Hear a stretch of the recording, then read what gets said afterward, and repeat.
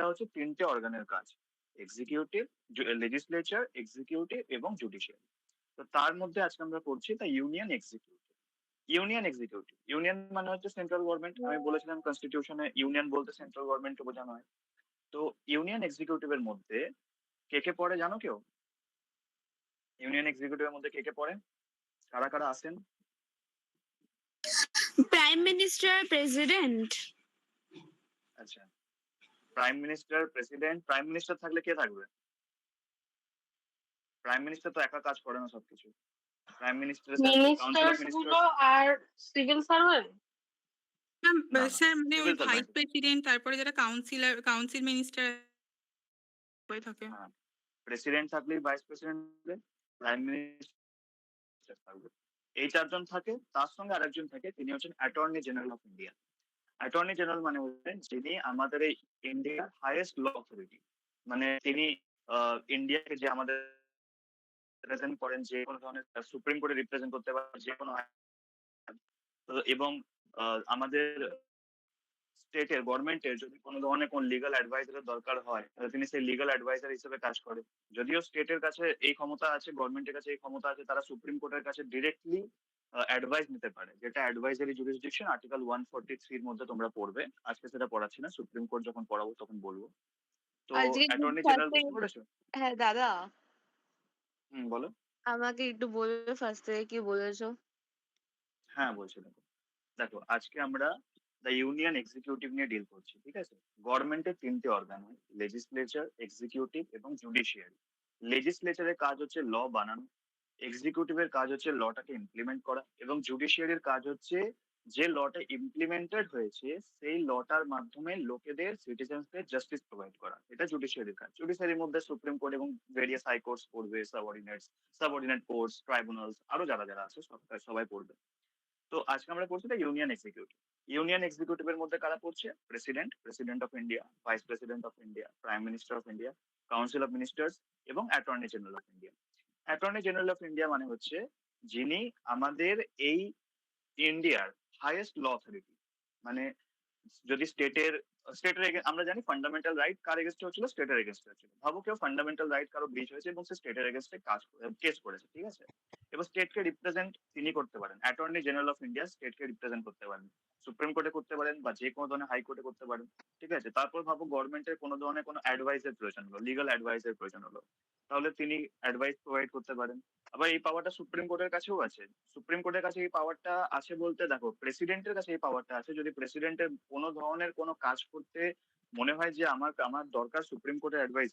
মানে প্রেসিডেন্ট ভাবছেন বলা উচিত, প্রেসিডেন্ট ভাবছেন যে সুপ্রিম কোর্টের কাছে আমার একটা ক্রুশিয়াল ম্যাটার এসেছে আমাদের দেশে, যেটার জন্য অ্যাডভাইস আমার সুপ্রিম কোর্টের প্রয়োজন আছে। তো তিনি ডাইরেক্টলি সুপ্রিম কোর্টের কাছে যাবেন এবং অ্যাডভাইস চাইবেন। এটাকে বলা হয় আর্টিকেল 143 মধ্যে, এটাকে অ্যাডভাইজারি জুরিসডিকশন বলা হয় সুপ্রিম কোর্টের।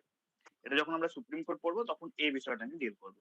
আজকে আমাদের মেন টপিক হচ্ছে president, vice president, prime minister এবং কাউন্সিল অফ মিনিস্টার। তোমাদের attorney general of India, advocate general of a state, এই সমস্ত বিষয়গুলো থেকে অত কোশ্চেন ডিটেলে জিজ্ঞেস করবে না। জিজ্ঞেস করতে পারে প্রেসিডেন্ট থেকে, ভাইস প্রেসিডেন্ট থেকে। প্রাইম মিনিস্টার ইম্পর্টেন্ট বলে দিচ্ছি, কিন্তু আমাদের কনস্টিটিউশনে প্রাইম মিনিস্টার সম্পর্কে বিশেষ কিছু বলা নেই এবং কাউন্সিল অফ মিনিস্টার সম্পর্কে দু চার কথা বলা আছে। কিন্তু মেন যিনি সব থেকে ইম্পর্টেন্ট আমাদের দেশে, তিনি হচ্ছেন প্রেসিডেন্ট অফ ইন্ডিয়া। কারণ আমরা জানি আমাদের প্রেসিডেন্টকে কনস্টিটিউশনাল হেড বা সেরিমোনিয়াল হেড বা নমিনাল হেডও বলা হয়ে থাকে। কারণ আমাদের ইউনিয়নের মধ্যে যা কাজ হবে সব কাজ কিন্তু প্রেসিডেন্টের নাম নিয়ে হবে। প্রেসিডেন্টের সাইন ছাড়া, প্রেসিডেন্টের অ্যাসেন্ট ছাড়া কোনো কাজ হবে না। বুঝতে পেরেছো?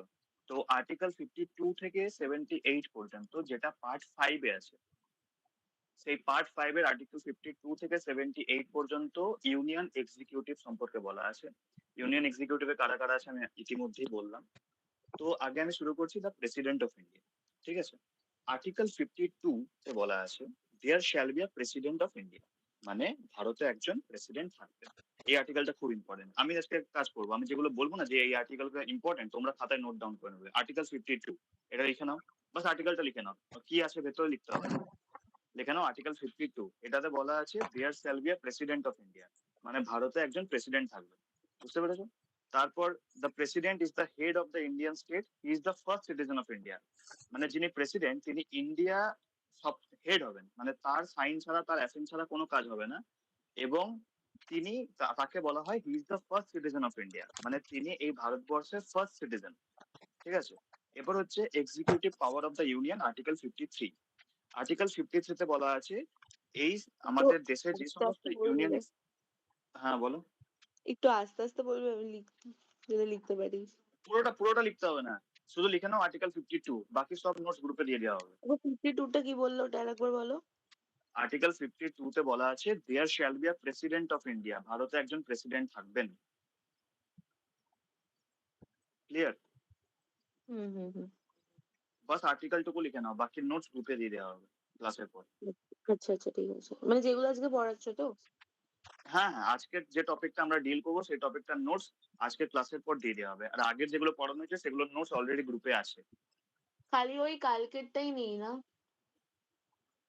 ওই কালকে যেগুলো কালকেরটা নেই, কালকের ইংলিশেরটা রেকর্ডিংটা আপলোড করা যায়নি একটা টেকনিক্যাল ইস্যুর কারণে। আমরা চেষ্টা করছি অডিও আপলোড করে দেওয়ার। আমি ম্যামের সাথে কথা বলবো, যিনি তোমাদের ইংলিশ পড়ান, তিনি আপলোড আচ্ছা করে দেবেন, তিনি বলে দেবেন, ঠিক আছে, গ্রুপে। ঠিক আছে। দেখো, তাহলে আমি কি বললাম, প্রেসিডেন্ট হচ্ছে ইন্ডিয়ার হেড এবং হি is the first citizen of India, he or she. তো দেখো, কনস্টিটিউশনে একটা প্রবলেম হচ্ছে বেশিরভাগ জায়গায় হি শব্দটা ইউজ করা হয়েছে, কিন্তু আমরা জানি আজকে মহিলারা পুরুষদের থেকেও অনেক জায়গায় এগিয়ে আছে, এটা মানতে আর কোনো বাধা নেই। তাই জন্য, আর যেমন আমাদের প্রেসিডেন্ট এখন কে, কেউ বলবে আমাদের প্রেসিডেন্ট এখন কে? দ্রৌপদী মুর্মু। দ্রৌপদী মুর্মু। তাহলে আমাদের বলা উচিত she is the first citizen of India, তাই জন্য he or she is the first citizen of India. ঠিক আছে, তারপর হচ্ছে executive power of the union, article 53। Article 53 তে কি বলা হলো? আর্টিকেল 53 তে বলা হলো যে ইউনিয়নের যে সমস্ত কাজ, যত ধরনের এক্সিকিউটিভ পাওয়ার ইউনিয়নকে দেয়া আছে, মানে সেন্ট্রাল গভর্নমেন্টকে দেয়া আছে, সে সমস্ত কিন্তু কিছু প্রেসিডেন্টের হাতে থাকবে, প্রেসিডেন্টের কন্ট্রোল থাকবে। Executive power of the union shall be vested in the president, এবং হয় তিনি ডাইরেক্টলি এই কাজগুলো করতে পারেন বা ইনডাইরেক্টলি তার কোনো সাবঅর্ডিনেট অফিসারের মাধ্যমেও কিন্তু এই কাজগুলো তিনি করতে পারেন, in accordance with the constitution. কনস্টিটিউশনকে মেনে করতে হবে, যা কাজ করার সবকিছু কিন্তু কনস্টিটিউশনকে মেনে করতে হবে, কনস্টিটিউশনকে বাদ দিয়ে কোনো কাজ করা যাবে। বুঝতে পেরেছো? তারপর হচ্ছে president shall be the supreme commander of the defence forces of India. এই কোশ্চেনটা খুব ইম্পর্টেন্ট আসতে পারে। হু is the supreme commander of the defence forces of India? President of India. ঠিক আছে, প্রেসিডেন্ট হচ্ছে ডিফেন্স ফোর্সের মধ্যে কি কি আছে বলো? ডিফেন্সের মধ্যে কি কি আছে? Army, navy, air force. হ্যাঁ, এই তিনটে আছে, আর্মি, নেভি এবং এয়ারফোর্স। তো আমাদের যিনি প্রেসিডেন্ট তিনি কিন্তু এই তিনটের হেড, এবং তিনি এই যে আর্মি বা নেভি বা এয়ারফোর্স এর যে চিফ অফিসাররা হয় তাদের কিন্তু ইনি অ্যাপয়েন্ট করেন, প্রেসিডেন্টই অ্যাপয়েন্ট করেন। আমরা পড়বো আজকে প্রেসিডেন্ট কাদের কাদের অ্যাপয়েন্ট করেন। বুঝতে পেরেছো? এরপর হচ্ছে election of the president, article 54। খুব ইম্পর্টেন্ট, এবং ভালো করে বিষয়টা বুঝে নাও। একটু কমপ্লিকেটেড, কিন্তু একবার বুঝে নিলে আর অসুবিধা হবে না। আচ্ছা বলো, প্রেসিডেন্টের যখন ইলেকশন হয় তখন কি আমরা ভোট দিয়ে ইলেক্ট করি? মানে যেমন প্রাইম না। মিনিস্টার বা এমএলএ এমপি তে ইলেক্ট করি, না প্রেসিডেন্টকে আমরা দাদা, ইলেক্ট করি না? না, হ্যাঁ, আমরা করি ভোট না। দিয়ে দেবো। হ্যাঁ, তো প্রেসিডেন্টকে কারা ইলেক্ট করে জানো? Prime minister. এটা আমরা যাদেরকে ইলেক্ট করি এমএলএ তারাই মানে রাজ্যসভায় যারা থাকে তারা ভোট করে। একজন করে বলো, শ্রেয়সী বলো। রাজ্যসভায় যারা থাকে তারা। আচ্ছা, তুমি এটা বললে, জেবা কি বলছিলে বলো? দাদা যারা পার্লামেন্টে, মানে আমরা যাদেরকে ইলেক্ট করি এমএলএ আর মিনিস্টার, তারা যখন পার্লামেন্টে থাকে তারা ওদের অ্যামং এ ইলেকশন করে, যে সেই হিসাবে president of India election, indirect আচ্ছা। ইলেকশন। আচ্ছা, সৌমিলি কিছু বলছিলে, বা এশা, বা হ্যাঁ, যে আছেন? প্রাইম মিনিস্টার ইলেক্ট করে প্রেসিডেন্টকে। আচ্ছা, তুমি বলে প্রাইম মিনিস্টার। ওকে, দেখো সিঙ্গেল ট্রান্সফার ভোট দিয়েও হয়, মানে রাজ্যসভায় যেগুলো এমএলএ আমরা ইলেক্ট করে থাকি সেখানে ওয়ান সিঙ্গেল ট্রান্সফার ভোট দিয়ে প্রেসিডেন্টকে ইলেক্ট করে। না, সিঙ্গেল ট্রান্সফারেবল ভোট মানে এটা না, আমি বোঝাচ্ছি বিষয়। দেখো, আর্টিকেল 54 এ বলা আছে প্রেসিডেন্টকে ইলেক্ট করার জন্য একটা ইলেকটোরাল কলেজ থাকবে। এটা কিন্তু এমন কোনো কলেজ নয় যেখানে আমরা পড়তে যাই, সেই কলেজ নয়, একটা ইলেকটোরাল কলেজ হবে। ওই ইলেকটোরাল কলেজে কারা কারা থাকছে? Elected members of both houses of parliament. Both houses মানে কারা, কোন কোন জায়গার বলো? লোকসভা আর রাজ্যসভা। লোকসভা আর রাজ্যসভা। Good. লোকসভা দেখো, রাজ্যসভা। হ্যাঁ, গুড। দেখো, লোকসভা এবং রাজ্যসভার যারা ইলেক্টেড মেম্বার্স, দেখো দু ধরনের মেম্বার হয়, ইলেক্টেড এবং নমিনেটেড। ইলেক্টেড মানে যারা আমরা ইলেক্ট করেছি, নমিনেট মানে যারা প্রেসিডেন্ট যাদের নমিনেট করে থাকেন। আচ্ছা, রাজ্যসভায় কতজন মেম্বারকে প্রেসিডেন্ট নমিনেট করতে পারেন বলতে পারবে? 12 জন। গুড। আর লোকসভায়? ওখানেও আই থিঙ্ক 12 জনই হবে। না, না, লোকসভায় দুজন। আগে লোকসভা ইলেক্ট করতে পারে না, নমিনাল থাকে না, শুধু রাজ্যসভায় থাকে। দেখো বলি বিষয়, রাজ্যসভায় 12 জন যে বলেছেন, মৌবনি বললে বোধহয়, খুব ভালো, গুড। Yes, sir. কিন্তু লোকসভায় আগে দুজন অ্যাংলো ইন্ডিয়ানকে নমিনেট করা হতো, হ্যাঁ। কিন্তু এখন আর হয় না, ঠিক আছে? Okay. আগে দুজন অ্যাংলো ইন্ডিয়ানকে নমিনেট করা হতো। অ্যাংলো ইন্ডিয়ান মানে কি? অ্যাংলো ইন্ডিয়ান মানে যাদের ডিসেন্ডেন্টস হয় আমেরিকা থেকে বিলং করেন, মানে ভাবো কারো বাবা আমেরিকার এবং মা হচ্ছে ভারতের, তো তাদের যে ডিসেন্ডেন্টস মানে তাদের যারা বংশধর, তাদের বলা হয় অ্যাংলো ইন্ডিয়ান, ঠিক আছে? তো আগে এই লোকসভায় অ্যাংলো ইন্ডিয়ানকে দুজন অ্যাংলো ইন্ডিয়ানকে নমিনেট করতেন আমাদের প্রেসিডেন্ট, কিন্তু এখন আর নমিনেট করা হয় না। বুঝতে পেরেছো? ক্লিয়ার? হ্যাঁ দাদা। আমি বললাম রাজ্যসভায় 12 জনকে নমিনেট করেন, লোকসভায় আগে দুজন অ্যাংলো ইন্ডিয়ানকে নমিনেট করা হতো, এখন আর কাউকে নমিনেট করা হয় না। তাহলে আমি তাহলে কি বললাম? স্যার ওই কারণেই কি 552 জন মেম্বার থেকে 550 জনে হয়ে গেছে? হ্যাঁ, এখন 550 জন টোটাল, কিন্তু এখন প্রেজেন্টে আছেন 543। হুম হুম হুম। দেখো, তাহলে elected members of both houses of parliament মানে লোকসভা এবং রাজ্যসভার যারা ইলেক্টেড মেম্বার তারা থাকবে। আর কারা থাকবে? Elected members of the legislative assemblies of the state, মানে প্রত্যেকটি স্টেটে যে বিধানসভা থাকে তার যারা ইলেক্টেড মেম্বার তারা থাকবে। নমিনেটেড মেম্বার নয়, কিন্তু নমিনেটেড মেম্বারও নয়, এবং বিধান পরিষদের যারা সদস্য হয় ইলেক্টেড নয় নমিনেটেড, তারাও কিন্তু নয়, মানে বিধান পরিষদের কোনো সদস্য থাকবে না। বিধানসভার শুধুমাত্র যারা ইলেক্টেড মেম্বার তারা থাকবে। তাহলে এখনো পর্যন্ত কারা কারা থাকছে বলো? বলো এখনো পর্যন্ত কারা কারা থাকছে? ওই তো elected members of both the houses of parliament আর elected members of legislative assembly of the states. Good.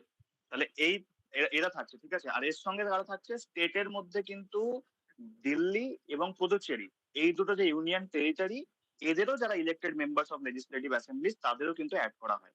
মানে তাহলে কি কি আমরা পেলাম? Elected members of both houses of parliament, elected members of the legislative assemblies of the state, আর তার সঙ্গে elected members of legislative assemblies of NCT of Delhi and union territory of Puducherry. বুঝতে পেরেছো? ক্লিয়ার? আচ্ছা বলো তো আমাদের কটা ইউনিয়ন টেরিটরি আছে? 9টা। কটা? 8টা। 8টা ইউনিয়ন টেরিটরি আছে। না না, 8টা ইউনিয়ন টেরিটরি আছে। 8টা ইউনিয়ন টেরিটরি কি? একটা হচ্ছে আন্দামান নিকোবর, একটা চণ্ডীগড়, তারপর হচ্ছে দাদরা এন্ড নগর হাভেলি, আর দমন ও দিউ। এটা পুরোটা একসঙ্গে, ঠিক আছে? আর তারপর হচ্ছে দিল্লি, জম্মু কাশ্মীর, লাদাখ, লক্ষদ্বীপ আর পুদুচেরি। তোমাদের এতগুলো মনে রাখতে হবে না, তোমরা শুধু মনে রাখবে কটা আছে। 8খানা ইউনিয়ন টেরিটরি আছে আমাদের, ঠিক আছে? তারপর এবার তাহলে আমরা বুঝলাম যে ইলেকটোরাল কলেজের মধ্যে কারা থাকে। এবার হচ্ছে কারা তাহলে মানে পার্টিসিপেট করে না প্রেসিডেন্টের ইলেকশনে। কারা করে না? Nominated members of both houses of parliament, মানে যারা লোকসভা এবং রাজ্যসভার যারা নমিনেটেড মেম্বার তারা পার্টিসিপেট করে না। স্টেট লেজিসলেটিভ অ্যাসেম্বলি মানে বিধানসভার যারা নমিনেটেড মেম্বার তারা করে না। Members both elected and nominated, বিধান পরিষদে মানে বিধান পরিষদের যারা elected member plus nominated member তারাও করে না। আর nominated members of the legislative assemblies of Delhi and Puducherry, এরাও পার্টিসিপেট করে না। তাহলে কারা পার্টিসিপেট করে এবং কারা পার্টিসিপেট করে না বুঝতে পারলে? এটা কিন্তু খুব ইম্পর্টেন্ট কোশ্চেন, এখান থেকে এমসিকিউ আসতেই পারে, কে করছে কে করছে না। বুঝতে পেরেছো? আমি না বুঝতে পারি না। হ্যাঁ দাদা আরেকবার বলবে? হ্যাঁ বলছি। হ্যাঁ একবার দেখো, প্রেসিডেন্টকে ইলেক্ট করার জন্য একটা ইলেকটোরাল কলেজ অ্যাপয়েন্ট করা হয়, ঠিক আছে? ইলেকটোরাল কলেজের মধ্যে পরে elected members of both houses of parliament মানে লোকসভা এবং রাজ্যসভার যারা ইলেক্টেড মেম্বার তারা থাকে। তার সঙ্গে প্রত্যেকটা স্টেটে প্রত্যেকটা রাজ্যে যে বিধানসভা থাকে তার যারা ইলেক্টেড মেম্বার তারা থাকে, এবং তার সঙ্গে দুটো ইউনিয়ন টেরিটরি মানে একটা দিল্লি আর একটা পুদুচেরি, এই দুটো ইউনিয়ন টেরিটরির বিধানসভার যারা ইলেক্টেড মেম্বার তারা থাকে। এবং কারা থাকে না? Nominated members of both houses of parliament মানে লোকসভা এবং রাজ্যসভার যারা নমিনেটেড মেম্বার তারা থাকে না। প্রত্যেকটি রাজ্যের বিধানসভার যারা নমিনেটেড মেম্বার তারা থাকে না। বিধান পরিষদের নমিনেটেড এবং ইলেক্টেড কোনো মেম্বার থাকে না। এবং তার সঙ্গে দিল্লি এবং পুদুচেরি এই দুটি যে ইউনিয়ন টেরিটরি তাদের যারা নমিনেটেড মেম্বার বিধানসভার তারা থাকে না। বুঝতে পেরেছো? এখন হয়তো মনে রাখতে একটু অসুবিধা হচ্ছে, আমি যখন পিডিএফ দিয়ে দেবো তোমরা পুরোটা পড়বে, তাহলে তোমাদের ক্লিয়ার হয়ে যাবে কারা থাকে কারা থাকে না। মানে এতটা এখনো পর্যন্ত বুঝতে পেরেছো তো ইলেকট্রাল কলেজে কারা থাকে মোটামুটি? হ্যাঁ দাদা। হ্যাঁ হ্যাঁ দাদা। ঠিক আছে। আচ্ছা বলো তো পশ্চিমবঙ্গে বিধান পরিষদ আছে কি নেই? না, আছে। পশ্চিমবঙ্গে হ্যাঁ, আছে। পশ্চিমবঙ্গে বিধানসভা নেই, পশ্চিমবঙ্গে নেই। বিধানসভা আছে, বিধান পরিষদ পশ্চিমবঙ্গে পশ্চিমবঙ্গে। হ্যাঁ পশ্চিমবঙ্গে পরিষদ নেই। বিধানসভা আছে, বিধান পরিষদ নেই। ঠিক আছে। আচ্ছা বলো তো কটা রাজ্যে বিধান পরিষদ আছে, মানে বিধানসভাও আছে তার সঙ্গে বিধান পরিষদও আছে, বলতে পারবে? 6টা রাজ্যে, ঠিক আছে? না 6টা, দেখো বলে দিচ্ছি। অন্ধ্রপ্রদেশ, বিহার, কর্ণাটকা, মহারাষ্ট্র, তেলেঙ্গানা আর উত্তরপ্রদেশ। এই 6টা রাজ্যে লোকসভাও আছে, সরি বিধানসভাও আছে এবং বিধান পরিষদও আছে। বুঝতে পেরেছো? তো যখন দুটো হাউস থাকবে তখন সেটাকে বলা হয় বাইক্যামেরাল লেজিসলেচার, এবং যখন শুধুমাত্র একটা হাউস থাকবে তখন সেটাকে বলা হয় ইউনিক্যামেরাল লেজিসলেচার। তাহলে বাইক্যামেরাল এবং ইউনিক্যামেরাল এই দুটো জিনিসও বুঝে গেলে? ক্লিয়ার? Yes or no? দাদা আরেকবার বলবে?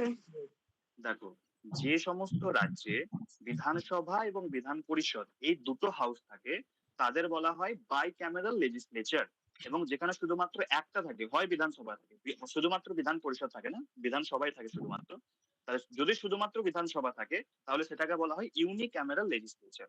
এবং পশ্চিমবঙ্গে বিধান পরিষদ নেই, পশ্চিমবঙ্গ হচ্ছে ইউনিক্যামেরাল লেজিসলেচার। ঠিক আছে। এবং 6টা রাজ্যে, ভারতের 6টা রাজ্যে বাইক্যামেরাল লেজিসলেচার আছে, মানে বিধানসভাও আছে এবং বিধান পরিষদও আছে। সেগুলো হচ্ছে অন্ধ্রপ্রদেশ, বিহার, কর্ণাটকা, মহারাষ্ট্র, তেলেঙ্গানা এবং উত্তরপ্রদেশ। বুঝতে পেরেছো? ক্লিয়ার? Yes sir.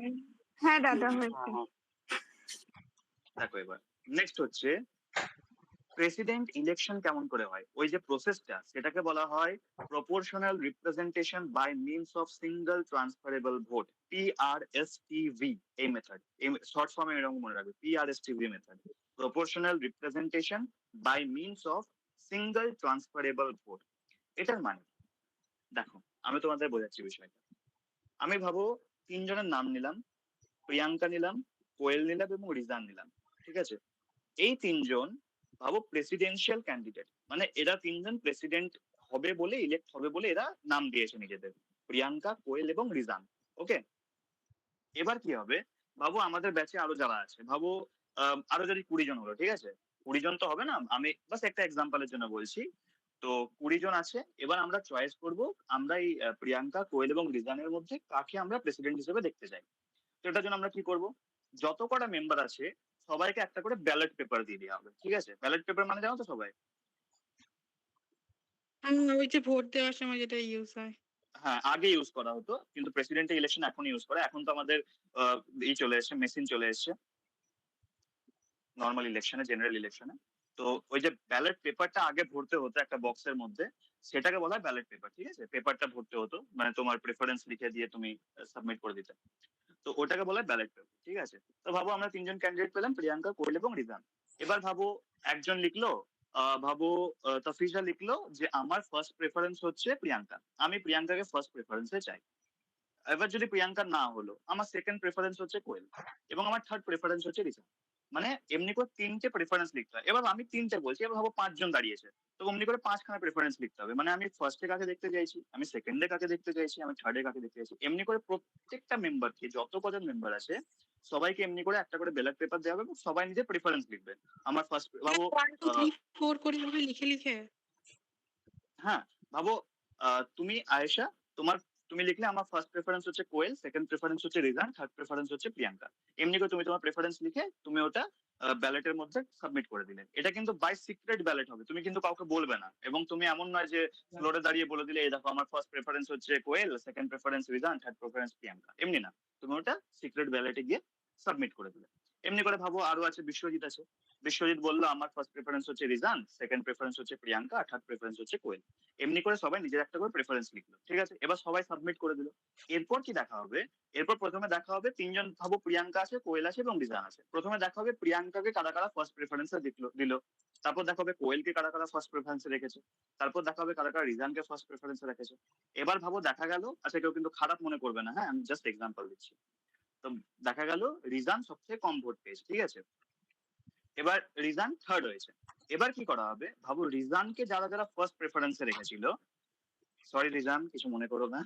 তো রিজানকে যারা যারা ফার্স্ট প্রেফারেন্সে রেখেছিল, এবার তাদের সেকেন্ড প্রেফারেন্স দেখা হবে। ভাবো বিশ্বজিৎ রিজানকে ফার্স্ট প্রেফারেন্সে রেখেছিল এবং বিশ্বজিৎ সেকেন্ড প্রেফারেন্সে রেখেছিল কোয়েলকে।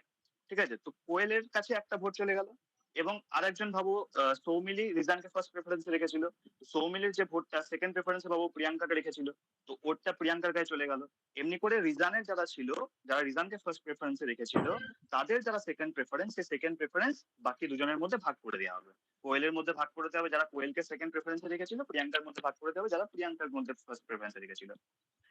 তারপর প্রিয়াঙ্কা এবং কোয়েলের মধ্যে আবার করা হবে, একজন কেউ লিখবে প্রিয়াঙ্কা আমার ফার্স্ট প্রেফারেন্স, আরেকজন লিখবে তারা সে আবার লিখবে কোয়েল আমার সেকেন্ড প্রেফারেন্স, কেউ লিখবে কোয়েল আমার ফার্স্ট প্রেফারেন্স, প্রিয়াঙ্কা আমার সেকেন্ড মানে প্রেফারেন্স। এটা কি মানে দুবার হবে? মানে একবার লিখে দিলাম ফার্স্ট যত কটা ক্যান্ডিডেট থাকবে। এবার দেখো বিষয়টা হচ্ছে একটা কোটা, নির্দিষ্ট একটা কোটা দিয়ে দেওয়া হয়, ঠিক আছে? কোটা অমনি করে লেখা নেই, একটা কোটা ভাবো দিয়ে দেওয়া হলো যে এত কটা এতজন পেলে সে প্রেসিডেন্ট হয়ে যাবে। ভাবো ফার্স্ট বার হলো, ফার্স্ট রাউন্ডে একজন কোটা পার করে গেল, ঠিক আছে? এবার যদি সে ফার্স্ট রাউন্ডে কোটা পার করে গেল তাহলে তো ঠিক আছে। এবার যদি তিনজনের মধ্যে কেউ কোটা পার করতে পারলোই না, তখন করা হবে সেকেন্ড রাউন্ড। এবার সেকেন্ড রাউন্ডেও ভাবো কোয়েল আর প্রিয়াঙ্কার মধ্যে কেউ পারলো না, তখন করা হবে থার্ড রাউন্ড। এবার থার্ড রাউন্ডে যে সব থেকে বেশি পাবে, ভাবো কোয়েল আর প্রিয়াঙ্কার মধ্যে ভাবো কোয়েল পেলো সব থেকে বেশি প্রেফারেন্স, ঠিক আছে? ফার্স্ট প্রেফারেন্স কোয়েলের সব থেকে বেশি আছে, তাহলে তখন কোয়েলকে প্রেসিডেন্ট হিসেবে ইলেক্ট করা হবে।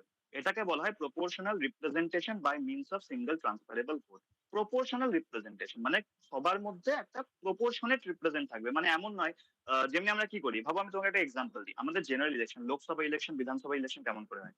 ভাবো এ বি সি এই তিনটে পার্টি আছে, ঠিক আছে? 30% মানুষ এ কে ভোট দিয়েছে, 40% মানুষ বি কে ভোট দিয়েছে, আর বাকি 30% মানুষ আবার সি কে ভোট দিয়েছে, ঠিক আছে? তো একটা জিনিস দেখো, ফার্স্ট তাহলে তাহলে বলো তো কে কোন পার্টি জিতলো? এ বি সি এর মধ্যে কোন পার্টি জিতলো? এ পেয়েছে 30%, বি পেয়েছে 40%, সি পেয়েছে 30% ভোট। তাহলে এটা লোকসভা বিধানসভা ভোটে বি বি জিতেছে বি হ্যাঁ বি জিতেছে। তো এটাকে বলা হয় first pass the post system. General election যেভাবে হয় সেটাকে বলা হয় first past the post system, মানে যে ফার্স্ট দাদা বারে রেখা পার বলছিলাম করে গেল। হ্যাঁ বলো। আজকে রেকর্ডিংটা পাওয়া যাবে? আসলে আমি একটু বাইরে আছি, তো আমি ক্লাসটা করছি, বাট আর একবার শুনলে ভালো হতো। আচ্ছা তুমি একবার সত্যজিৎ দার সাথে কথা বলে নিও, হ্যাঁ, কারণ আজকে ক্লাসটা আমি রেকর্ডিং করছি না, এবার অন্য কেউ করছে নাকি আমি জানি না ঠিক মতো।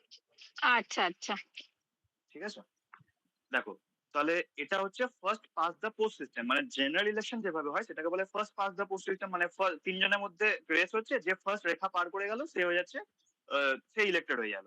কিন্তু এটাতে কি হয়, এটাতে প্রবলেম হয়। ভাবো দেখো 40% বি পেলো, কিন্তু 30% এ পেয়েছে, 30% সি পেয়েছে।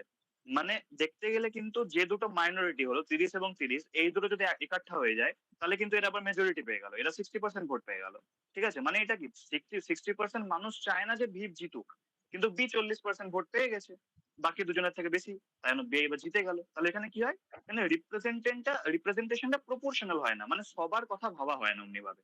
কিন্তু প্রেসিডেন্টের ইলেকশনে যেন অমনি না হয়, ওই জন্য পিআরএসটিভি মেথডটা অ্যাপ্লাই করা হয়, অমনি করে প্রেফারেন্স দিয়ে দিয়ে দেখা হয়। তাহলে সবার কাছে কি ইলেকশন প্রসিডিওরটা বুঝতে পারলে? একবার ভালো করে বলুন, আমি আরেকবার বোঝাবো। স্যার আরেকবার বললে ভালো হতো স্যার। ঠিক আছে দেখো বলছি, দেখো ভাবো তিনজন ক্যান্ডিডেট আছে, ভাবো বাপি একজন ক্যান্ডিডেট, রিজান একজন ক্যান্ডিডেট, সৌমিল আর একজন ক্যান্ডিডেট, ঠিক আছে? তিনজন ক্যান্ডিডেট। এবার বাকি যারা সদস্য আছে, ভাবো তানিয়া আছে, ঠিক আছে? তানিয়া এবার নিজের তানিয়া একজন হচ্ছে এমপি, ঠিক আছে? তানিয়া নিজের প্রেফারেন্স লিখলো যে আমি সৌমিলিকে ফার্স্ট প্রেফারেন্সে চাই, রিজানকে সেকেন্ড প্রেফারেন্সে চাই, বাপিকে থার্ড প্রেফারেন্সে চাই, ঠিক আছে? এবার বাকি প্রিয়াঙ্কা নিজের ফার্স্ট প্রেফারেন্স লিখলো যে আমি রিজানকে ফার্স্ট প্রেফারেন্সে চাই, সৌমিলিকে সেকেন্ড প্রেফারেন্সে চাই, বাপিকে থার্ড প্রেফারেন্সে চাই। এমনি করে যতজন মেম্বার থাকবে সবাইকে একটা করে ব্যালট পেপার দেওয়া হবে এবং সবাই নিজের প্রেফারেন্স লিখবে যে ফার্স্টে কাকে চাই, সেকেন্ডে কাকে চাই, থার্ডে কাকে চাই। তারপর একটা কোটা থাকবে, নির্দিষ্ট একটা কোটা দেওয়া থাকবে, যে ওই কোটাটা যদি ফার্স্ট রাউন্ডেই ভাবো রিজান ফার্স্ট রাউন্ডে কোটাটা ক্রস করে গেল, তাহলে রিজান হয়ে গেল প্রেসিডেন্ট। কিন্তু ভাবো তিনজনের মধ্যে কেউ কোটা পার করতে পারলো না, তখন দেখা হবে যে তখন করা হবে সেকেন্ড রাউন্ড, যে সব থেকে কম ভোট পেয়েছিল। ভাবো সৌমিলি সব থেকে কম ভোট পেয়েছিল, ঠিক আছে? তাহলে সৌমিলিকে যারা ফার্স্ট প্রেফারেন্স রেখেছিল তাদের পেপার গুলো দেখা হবে, তারা সেকেন্ড প্রেফারেন্স রেখেছিল। ভাবো তারা বাপিকে সেকেন্ড প্রেফারেন্স রেখেছিল, ঠিক আছে? তো যে কজন বাপিকে সেকেন্ড প্রেফারেন্স রেখেছিল সৌমিলের ভোট গুলো তার কাছে চলে গেল, আর যে কজন রিজানকে সেকেন্ড প্রেফারেন্স রেখেছিল সৌমিলের সেই কটা ভোট রিজানের কাছে চলে গেল। এবার দুজনের মধ্যে দেখা হবে কে সব থেকে বেশি পেলো, যে সব থেকে বেশি পাবে সে যাবে প্রেসিডেন্ট। বুঝতে পেরেছো? হ্যাঁ স্যার বুঝতে পেরেছি। হ্যাঁ দাদা তাহলে বুঝতে এই যে পেরেছি। এই যে প্রসেসটা সেটাকে বলা হয় proportional representation by means of single transferable vote and the voting is by secret ballot, যেটা দেওয়া আছে আর্টিকেল 55 ক্লজ 3 তে। বুঝতে পেরেছো? তোমাদের পরীক্ষায় যেহেতু এমসিকিউ বেসড কোয়েশ্চেন আছে, এত ডেপথে প্রসেস জিজ্ঞেস করবে না, ঠিক আছে? কারণ এগুলো বড় কোয়েশ্চেনের ক্ষেত্রে প্রসেস জিজ্ঞেস করা হয়। তোমরা শুধু মাথায় রাখবে কারা পার্টিসিপেট করে, কারা পার্টিসিপেট করে না। ভাবো কোয়েশ্চেন এলো the elected members of both houses of parliament can participate participate করতে পারে, এমনি করে কোয়েশ্চেন চলে এলো, ঠিক আছে? তো তোমরা করবে ইয়েস নো, বা যারা যারা অপশন থাকবে নান অফ দ্য অ্যাবভ যা থাকবে অপশন, তো অমনি করে তোমাদের ঠিক করতে হবে। তো তোমরা শুধু মাথায় রাখবে কারা পার্টিসিপেট করতে পারছে, কারা পার্টিসিপেট করতে পারছে না। এটা বুঝতে পেরেছো? আর এটা ভালো করে বুঝে রাখা দরকার প্রেসিডেন্ট ইলেকশনটা, কারণ পরে কাজে লাগবে। কিন্তু পরে যখন তোমরা পড়বে তখন আরো অনেক কিছু ব্যাপার আছে এটার মধ্যে দেখা হয় প্রত্যেকটা এমপির ভোটের ভ্যালু বের করা হয়, ওটার জন্য একটা আলাদা ক্যালকুলেশনের প্রসেস আছে। আমি অত ডিপে যাচ্ছি না, অত মাথায় রেখে কোনো দরকার নেই। যখন তোমরা পরে ফিউচারে ল কনস্টিটিউশন পড়বে তখন তোমরা পড়বে, ঠিক আছে? বুঝতে পেরেছো তো? ক্লিয়ার সবার? হ্যাঁ স্যার ক্লিয়ার। ওকে, দেখো নেক্সট হচ্ছে টার্ম রেজিগনেশন এন্ড রি-ইলেকশন। আর্টিকেল 56 এ বলা হলো প্রেসিডেন্টের টার্ম কত বছরের হবে? 5 বছরের জন্য হবে, মানে 5 বছর তিনি নিজের অফিস হোল্ড করতে পারবেন। এবং কখন থেকে হবে? ভাবো আজকে আজ কত তারিখ? 27 তারিখ। 27 তারিখ ভাবো রিজান প্রেসিডেন্ট হিসেবে ইলেক্ট হলো। আজ থেকে কিন্তু হবে না। ভাবো রিজান বললো যে আমি 1 আগস্ট থেকে আমার কাজ শুরু করবো সমস্ত কিছু, তো 1 আগস্ট থেকে 5 বছর পর্যন্ত দেখা হবে, মানে 1 আগস্ট 2026 থেকে 5 বছর পর্যন্ত দেখা হবে। বুঝতে পেরেছো? ক্লিয়ার? Yes or no? আরেকবার বলুন। হ্যাঁ দাদা। দেখো, যেদিন প্রেসিডেন্ট ইলেক্ট হলেন সেদিন থেকে তার টার্ম স্টার্ট হয় না। যেদিন থেকে তিনি অফিস হোল্ড করেন, মানে নিজের সমস্ত কাজ অফিসে গিয়ে স্টার্ট করেন, সেদিন থেকে তার টার্মসটা শুরু হয়, মানে সেই দিন থেকে 5 বছর পর্যন্ত তার টার্ম থাকবে। বুঝতে পেরেছো? হ্যাঁ হ্যাঁ বুঝতে পেরেছি। দেখো, এবার প্রেসিডেন্ট নিজের রেজিগনেশন লেটার কাকে দেন? ভাইস প্রেসিডেন্টকে, ঠিক আছে? প্রেসিডেন্ট নিজের রেজিগনেশন লেটার ভাইস প্রেসিডেন্টকে দেন, ভাইস প্রেসিডেন্ট প্রেসিডেন্টকে দেন। এদের দুজনের মধ্যে এমনি করে খেলা চলতে থাকে, প্রেসিডেন্ট দেবেন ভাইস প্রেসিডেন্টকে, ভাইস প্রেসিডেন্ট দেবেন প্রেসিডেন্টকে। এবং গভর্নরকে, তাহলে গভর্নর যে প্রত্যেকটা স্টেটে যদি গভর্নর থাকেন, তিনি সেই গভর্নর কাকে তার রেজিগনেশন দেন বলো তো? Chief minister. Obviously, president. হ্যাঁ, প্রেসিডেন্টকে দেন।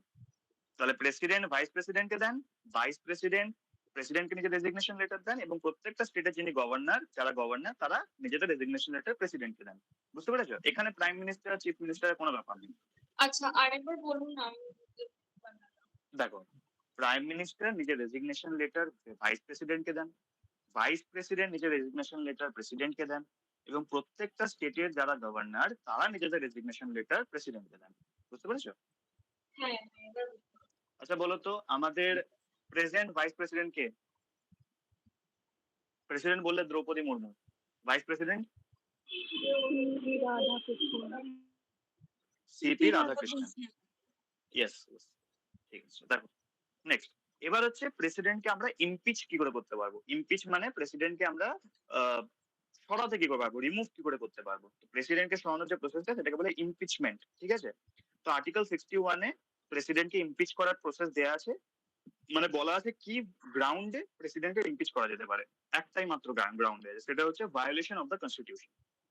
এবার ভায়োলেশন অফ দ্য কনস্টিটিউশনের মধ্যে কি পড়ে না পড়ে কনস্টিটিউশনে কিন্তু কিচ্ছু বলা নেই। কনস্টিটিউশনে শুধু বলা আছে যদি প্রেসিডেন্ট কনস্টিটিউশনকে ভায়োলেট করেন তাহলে তাকে আমরা ইমপিচ করতে পারি। এবার প্রসেসটা আমি বলছি একটু পরে, আগে তোমরা এটা পুরোটা বুঝে নাও, তারপর আমি বলছি ইমপিচমেন্ট প্রসেস, ঠিক আছে? তাহলে বুঝতে পারলে তো কোন গ্রাউন্ডে আর্টিকেলে বলা আছে? লিখে নাও, আর্টিকেল 61 এ ইমপিচমেন্ট প্রসেস দেয়া আছে, লিখে নাও আর্টিকেল 61, লিখে নাও আর্টিকেল 61 এ ইমপিচমেন্ট, আর্টিকেল 54 এ ইলেকশন। আর একবার বলবেন? হ্যাঁ, article 54 A election of the president বলা আছে, আর আর্টিকেল 61 এ ইমপিচমেন্ট প্রসেস বলা আছে। ওকে।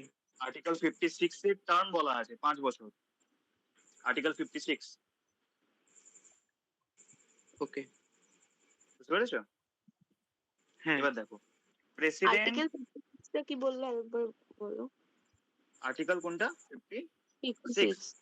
আর্টিকেল 56 এর টার্ম বলা আছে, মানে 5 বছর পর্যন্ত প্রেসিডেন্ট নিজের অফিস হোল্ড করতে পারেন, তখন থেকে on the date on which he enters upon his office, যখন থেকে তিনি তার অফিসে এন্টার করবেন তখন থেকে 5 বছর। বুঝতে পেরেছো?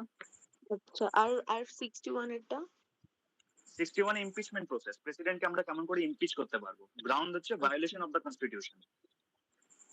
ঠিক আছে। ওকে, হুম হুম। এবার প্রেসিডেন্ট ভাবো এমন একটা জিনিস হলো, ভাবো প্রেসিডেন্টের টার্ম কমপ্লিট হয়ে গেল, 5 বছরের টার্ম কমপ্লিট হয়ে গেল, কিন্তু এখনো কোনো সাকসেসরকে পাওয়া যায়নি, মানে নেক্সট প্রেসিডেন্টকে আমরা ইলেক্ট করতে পারিনি। তাহলে প্রেসিডেন্ট ততদিন পর্যন্ত অফিস হোল্ড করতে পারবেন যতদিন না পর্যন্ত until his next successor enters upon his office, মানে যতদিন না পর্যন্ত তার যে সাকসেসর তারপরে যিনি হবেন প্রেসিডেন্ট, ততদিন পর্যন্ত মানে তাকে যতক্ষণ না পর্যন্ত ইলেক্ট করা হচ্ছে ততদিন পর্যন্ত যিনি প্রেজেন্ট প্রেসিডেন্ট তিনি অফিস হোল্ড করতে পারবেন। বুঝতে পেরেছো? এবং রেজিগনেশন লেটার ভাইস প্রেসিডেন্টকে দেবেন, এবং ভাইস প্রেসিডেন্ট ওটা আবার যিনি লোকসভার স্পিকার তার সাথে কমিউনিকেট করবেন, কথা বলবেন, তারপর তারা বিষয়টা নিয়ে আলোচনা করবেন। আরো অনেক প্রসেস হয়, লোকসভায় যায়, রাজ্যসভায় যায়, ব্যাপার আছে, আমি বলছি ওটা। তাহলে একটা কোশ্চেন বলো, একটা উত্তর বলো। Who is the speaker of the house of the people? Who is the speaker of the house of the people? কে এখন প্রেজেন্ট, কে who is the present speaker? Om Birla. Yes, Om Birla. Yes yes yes. দেখো তারপরে article 57 এ বলা হলো যে president রি-ইলেকশনের জন্য eligible, মানে এমন কোনো ফিক্সড টার্ম বলা নেই, এমন বলা হয়নি যে একজন মানুষ শুধুমাত্র একবারই প্রেসিডেন্ট হতে পারে, তার যতবার ইচ্ছে তিনি ততবার প্রেসিডেন্ট হতে পারেন। হ্যাঁ, অবশ্যই তাকে ইলেকশনের মাধ্যমে আসতে হবে, কিন্তু কোনো ফিক্সড টার্ম বলা নেই। বুঝতে পেরেছো? নেক্সট, তাহলে বলো তো আচ্ছা একটা জিনিস লিখে নাও, article 58 qualification for the election as president. Article 58 qualification for the election as president. সবার লেখা হলে আমাকে বলো। আরেকবার দাদা বলুন। আরেকবার বলবেন? Article 58 qualifications for the election as president.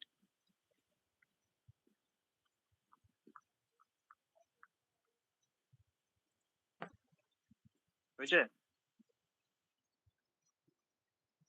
হ্যাঁ হয়ে গেছে। নেক্সট। আচ্ছা বলো, প্রেসিডেন্টের কোয়ালিফিকেশন জন্য কি কি জরুরি হতে পারে, তোমাদের কি মনে হয়? প্রথমত ভারতের নাগরিক হতে হবে। ঠিক আছে, তারপর এজ 35 সবাই মিউট করো, সবাই মিউট করো, রিজান মিউট করো। হ্যাঁ, এসা বলো আগে। হ্যাঁ, ওটাই বললাম যে প্রথমত ভারতের নাগরিক হতে হবে, তারপরে মানে ইলেকশনের যে মানে কোনো একটা ইয়ের ইলেকশনে জিততে থাকতে হবে, মানে কি বলে ওটাকে, বলে গেলাম তো। কোনো একটা হাউসে ইলেকশনের জন্য জিতে থাকবে, তুমি এটা বলছো তাই তো? হ্যাঁ হ্যাঁ হ্যাঁ আচ্ছা হ্যাঁ আচ্ছা, ঠিক আছে। আর কিছু? না। ওকে, জেবা বলো। দাদা এজ 35 ইয়ার্স কমপ্লিট করতে হবে, তারপর এটা ওকে, আর কোনো বলবে তুমি? আর তার শ্রেয়সী সে বলো তাহলে। কোনো আর সে কোনো মানে সরকারি কোনো কাজ মানে কোনো মানে আর কি জবের সাথে সে যুক্ত থাকতে পারবে না, আর তাকে পার্লামেন্টের মেম্বার হতে হবে। আচ্ছা, রিজান বলো। রিজান? এইটাই মানে ওকে একটা ইন্ডিয়ান সিটিজেন হতে হবে, 35 ইয়ার্স এর কমপ্লিট করতে হবে, এবং লোকসভা বা যেটা house of the people or member হতে হবে। আচ্ছা দেখো, তোমরা অনেকে বললে যে পার্লামেন্টের মেম্বার হতে হবে, কেউ বললো লোকসভা মেম্বার হতে হবে। আমি একটা জিনিস বলি, প্রেসিডেন্ট কিন্তু both the house of parliament মানে লোকসভা এবং রাজ্যসভার দুটোরই মেম্বার হন না। এবার তোমাদের মনে এই কনফিউশনটা কেন এসছে আমি সেটাও বলছি। দেখো প্রথম থেকে আমি বলছি, প্রথমে যিনি বুঝে বললে সিটিজেন অফ ইন্ডিয়া হতে হবে, একদম correct. Next 35 years of age, 35 বছর বয়স হতে হবে, কারেক্ট। নেক্সট যেটা তোমাদের কনফিউশন হলো, আচ্ছা একটা শ্রেয়সী খুব ভালো পয়েন্ট বললো, সেটা হচ্ছে কোনো ধরনের কোনো ইউনিয়ন গভর্নমেন্টের আন্ডারে বা স্টেট গভর্নমেন্টের আন্ডারে বা কোনো লোকাল অথরিটি আন্ডারে কোনো ধরনের কোনো অফিস অফ প্রফিট তিনি হোল্ড করতে পারবেন না। অফিস অফ প্রফিট মানে কি, কোনো এমন যেন সোর্স না থাকে যেখান থেকে তিনি প্রফিট আর্ন করেন, এটা যেন না হয়। বুঝতে পেরেছো? এটা শ্রেয়সী বললো, খুব ভালো একটা ভালো ভ্যালিড পয়েন্ট। আর একটা তোমাদের মধ্যে যে কনফিউশন হয়েছে, কেউ আমাকে বললো লোকসভা মেম্বার হতে হবে, কেউ বললো পার্লামেন্টের মেম্বার হতে হবে।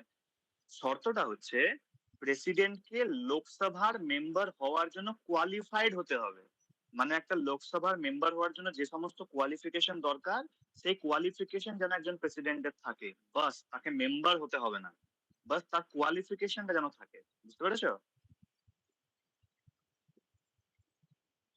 বলো, বুঝতে পেরেছো? হ্যাঁ দাদা। হ্যাঁ, তাকে মেম্বার হতে হবে না, he should be qualified for election as a member of the Lok Sabha. লোকসভার মেম্বার হতে গেলে কি জানি আমরা, তোমাদের 25 বছর বয়স হতে হয়, ভারতের সিটিজেন হতে হয়, এবং তার সঙ্গে কোনো ধরনের কোনো অফিস অফ প্রফিট হোল্ড করা যায় না। তো এই তিনটে শর্ত যিনি প্রেসিডেন্ট হচ্ছেন তাকেও কিন্তু মেনে চলতে হবে। আমরা তাহলে কি মানে দেখলাম, সিটিজেন অফ মানে ইন্ডিয়া দুটো। শুধু লোকসভার হলেই হবে দাদা? হ্যাঁ, শুধু লোকসভা, রাজ্যসভার নয়। রাজ্যসভার জন্য ভাইস প্রেসিডেন্টই হতে হয়। এটা ভাইস প্রেসিডেন্ট যখন পড়াবো তখন বলবো। লোকসভার জন্য মানে লোকসভার কোয়ালিফাইড, লোকসভার ইলেকশনে কোয়ালিফাইড হতে হবে, মানে মেম্বার হতে হবে না, বাস যেন তার কোয়ালিফিকেশন থাকে যে তিনি লোকসভার মেম্বার হতে পারেন। বাস রাজ্যসভার জন্য হতে গেলে, রাজ্যসভার জন্য কি হবেন, ভাইস প্রেসিডেন্ট হবেন। কেন হবেন বলছি, তার কারণ হচ্ছে ভাইস প্রেসিডেন্ট হচ্ছে x official chairman of the Rajya Sabha. এটা যখন ভাইস প্রেসিডেন্ট আজকে পড়াবো তখনই বলবো, ঠিক আছে? তাহলে এই যে 4টে পয়েন্ট বললাম, সিটিজেন অফ ইন্ডিয়া হতে হবে, 35 বছরের বয়স হতে হবে, লোকসভার মেম্বার হওয়ার জন্য কোয়ালিফাইড হতে হবে, এবং কোনো ধরনের কোনো অফিস অফ প্রফিট হোল্ড করা যাবে না। এই 4টে পয়েন্ট ক্লিয়ার? হ্যাঁ দাদা। হ্যাঁ দাদা। আচ্ছা বলো তাই, অফিস শ্রেয়সীর কাছে এই প্রশ্নটা থাকলো আমার, অফিস অফ প্রফিট যে হোল্ড করা যাবে না, এই শর্তটা অ্যাড করার কারণ কি? যেহেতু পয়েন্টটা তুমি বলেছো, কি মনে হয় তোমার?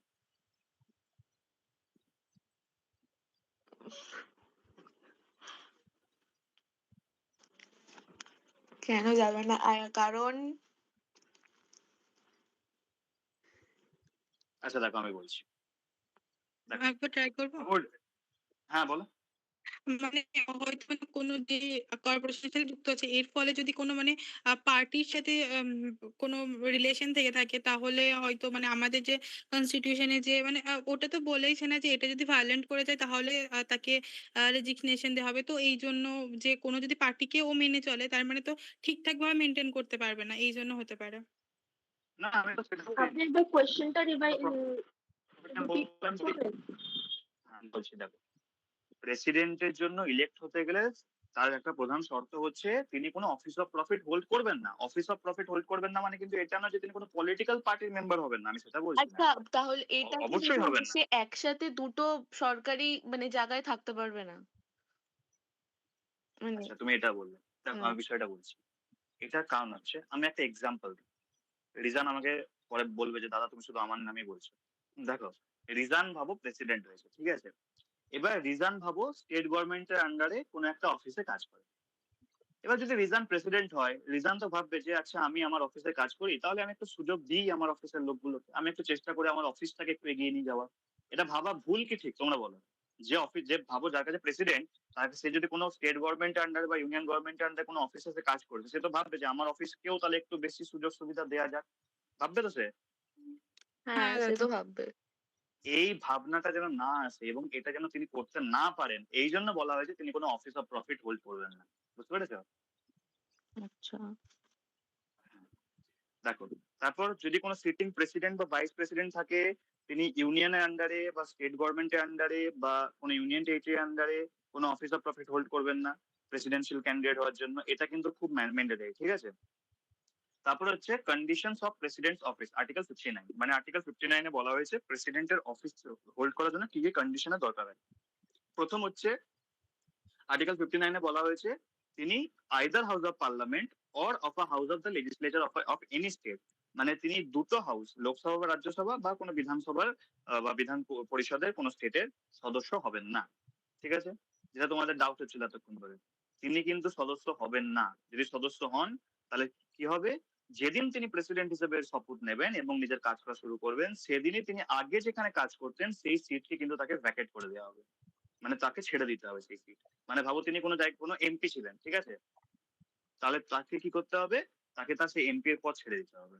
বুঝতে পেরেছো? আচ্ছা দাদা, মানে তার মানে যখনই ও ওই ইলেকশনে দাঁড়ালো তখনই ওকে বার করে দেওয়া হলো, তার মানে পরে আবার ও আর হ্যাঁ ওই হ্যাঁ, ওই এমএলএ সিটটা পাবে না? না আর কি, যার কাছে প্রেসিডেন্টের সিট আছে সে কি আর এমএলএ সিটের জন্য ভাববে? না না, মানে ওখানে যদি 3-4 জন দাঁড়ায় তাহলে বাকি বাকি মানে একজন তো পেলো, বাকি হ্যাঁ, 2-3 জন যে হলো না সে পারবে, যে হলো না, ভাবো যে একজন 4জন দাঁড়ালো, 3জন পারলো না জিততে, সে 3জন হয়তো পরে আবার করতে পারে চেষ্টা। মেনলি যারা প্রেসিডেন্ট হবে তারা দেখবে না কোনোদিন মানে কোনো পার্টির হয়ে দাঁড়িয়েছে বা কিছু, ঠিক আছে? দেখো তারপর কি বলছে, যে প্রেসিডেন্টকে, আচ্ছা প্রেসিডেন্টকে কি সুযোগ সুবিধা দেওয়া হয়? প্রেসিডেন্টকে সুযোগ সুবিধা দেওয়া হচ্ছে, প্রেসিডেন্ট নিজের একটা বাংলো থাকতে পারে, তার রেসিডেন্স থাকতে পারে, যার জন্য তাকে কোনো ধরনের কোনো ভাড়া দিতে হবে না, কোনো রেন্ট দিতে হবে না, তাকে অনেক পার্লামেন্টে অনেক প্রিভিলেজ দেওয়া হবে, অনেক সুযোগ সুবিধা দেওয়া হবে, তাকে মান্থলি অ্যালাওয়েন্স দেওয়া হবে, সমস্ত কিছু ধরনের তাকে ট্রাভেল অ্যালাউন্স দেওয়া হয়, মানে তিনি যে কোনো জায়গায় যেতে পারেন, মানে যত ধরনের সুযোগ সুবিধা দেওয়া যেতে পারে তাকে দেওয়া হয়। আচ্ছা আমাকে একটা কথা বলো, আমাদের প্রেসিডেন্ট মান্থলি কত স্যালারি পান? কেউ বলতে পারবে? আমাদের প্রেসিডেন্ট অফ ইন্ডিয়া মান্থলি কত স্যালারি পান? 1 lakh. ইয়েস, 5 lakhs, ওয়েল ঠিক বলেছে, 5 lakhs।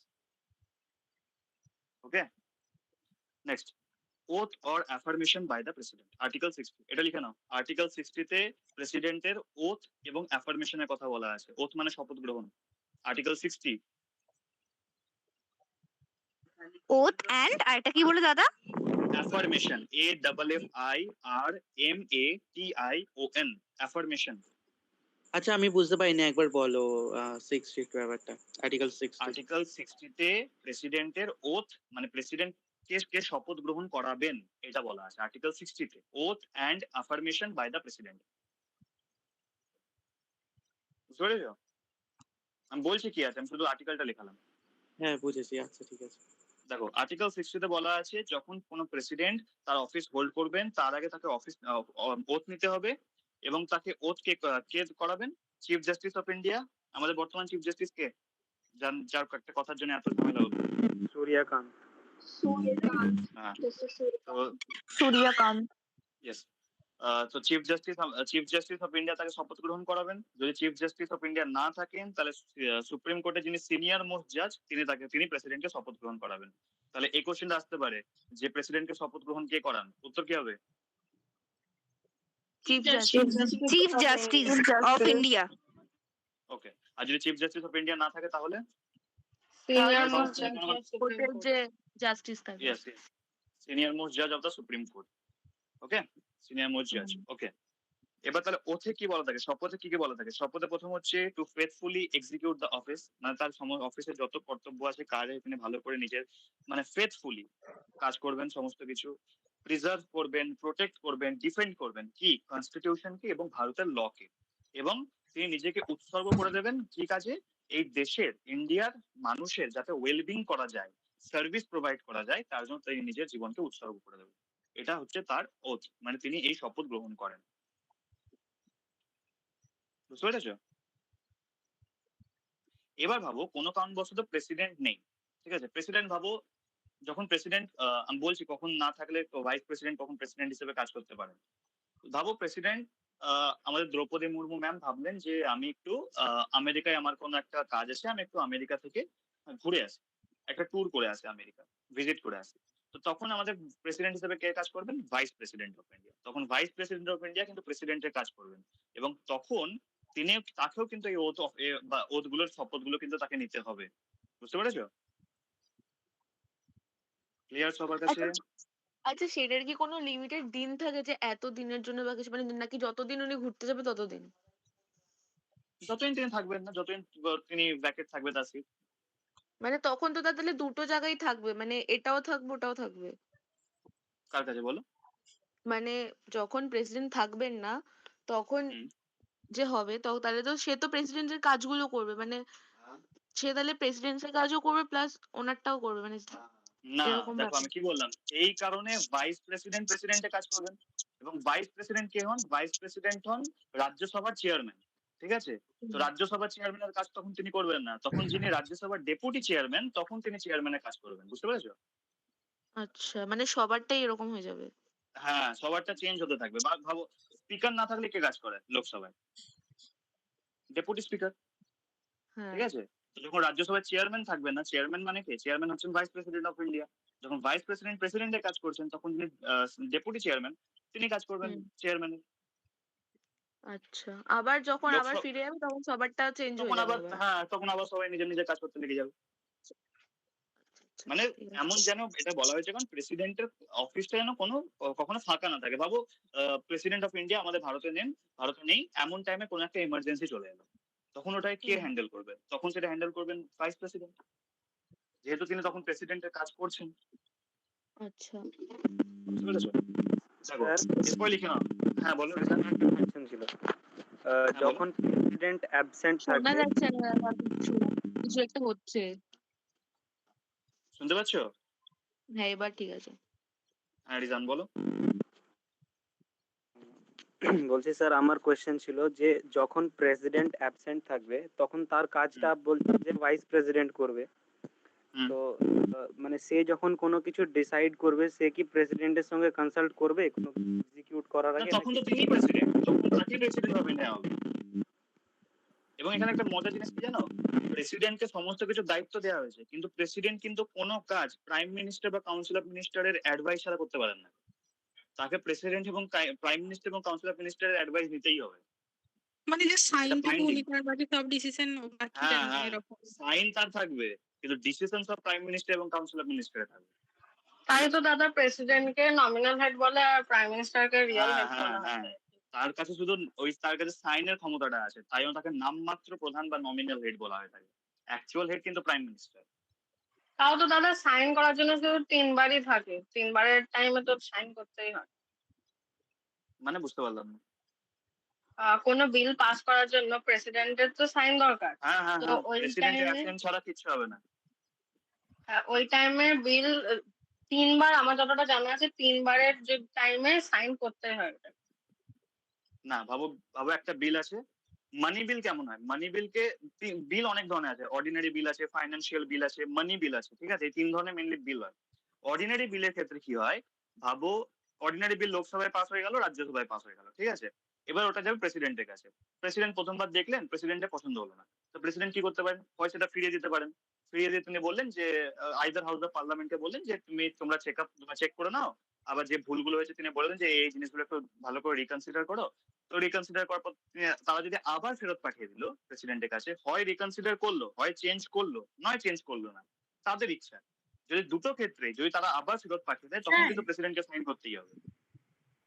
হ্যাঁ বলো।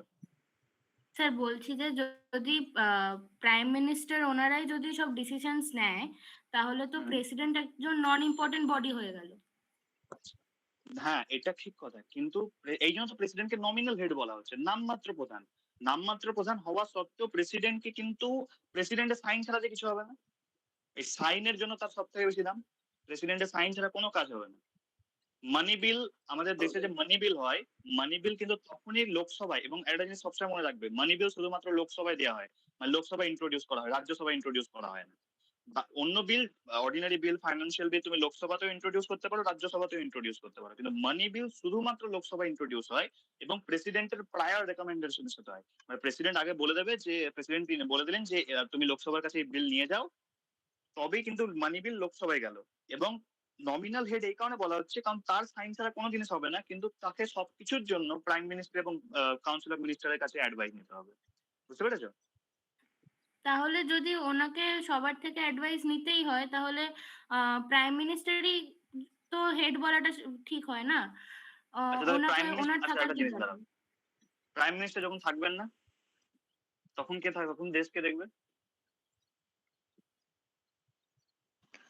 তখন কি প্রেসিডেন্ট দেখে? হ্যাঁ তখন প্রেসিডেন্ট দেখেন। যখন এমার্জেন্সি হয়ে যায় তখন প্রেসিডেন্টের কাছে সব কন্ট্রোল চলে আসে, ইউনিয়ন গভর্নমেন্টকে তিনি সব বলতে পারেন। আর ভাবো যখন হয় না, আমি একটা কথা বলি, ভাবো ডেট দেওয়া হলো এত তারিখ থেকে এত তারিখ পর্যন্ত ইলেকশন হবে।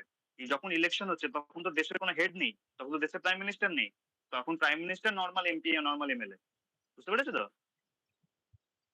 হ্যাঁ তখন তো তখন কিন্তু প্রেসিডেন্টের হাতে তখন থাকে। প্রেসিডেন্ট হেড, তখন সব প্রেসিডেন্ট দেখবেন।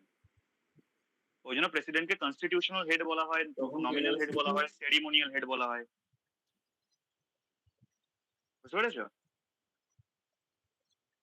তাহলে কি তখনও প্রাইম মিনিস্টারকে অ্যাডভাইস নিতে হবে? হ্যাঁ প্রাইম মিনিস্টারকে অ্যাডভাইস কিন্তু সবসময় নিতে হবে।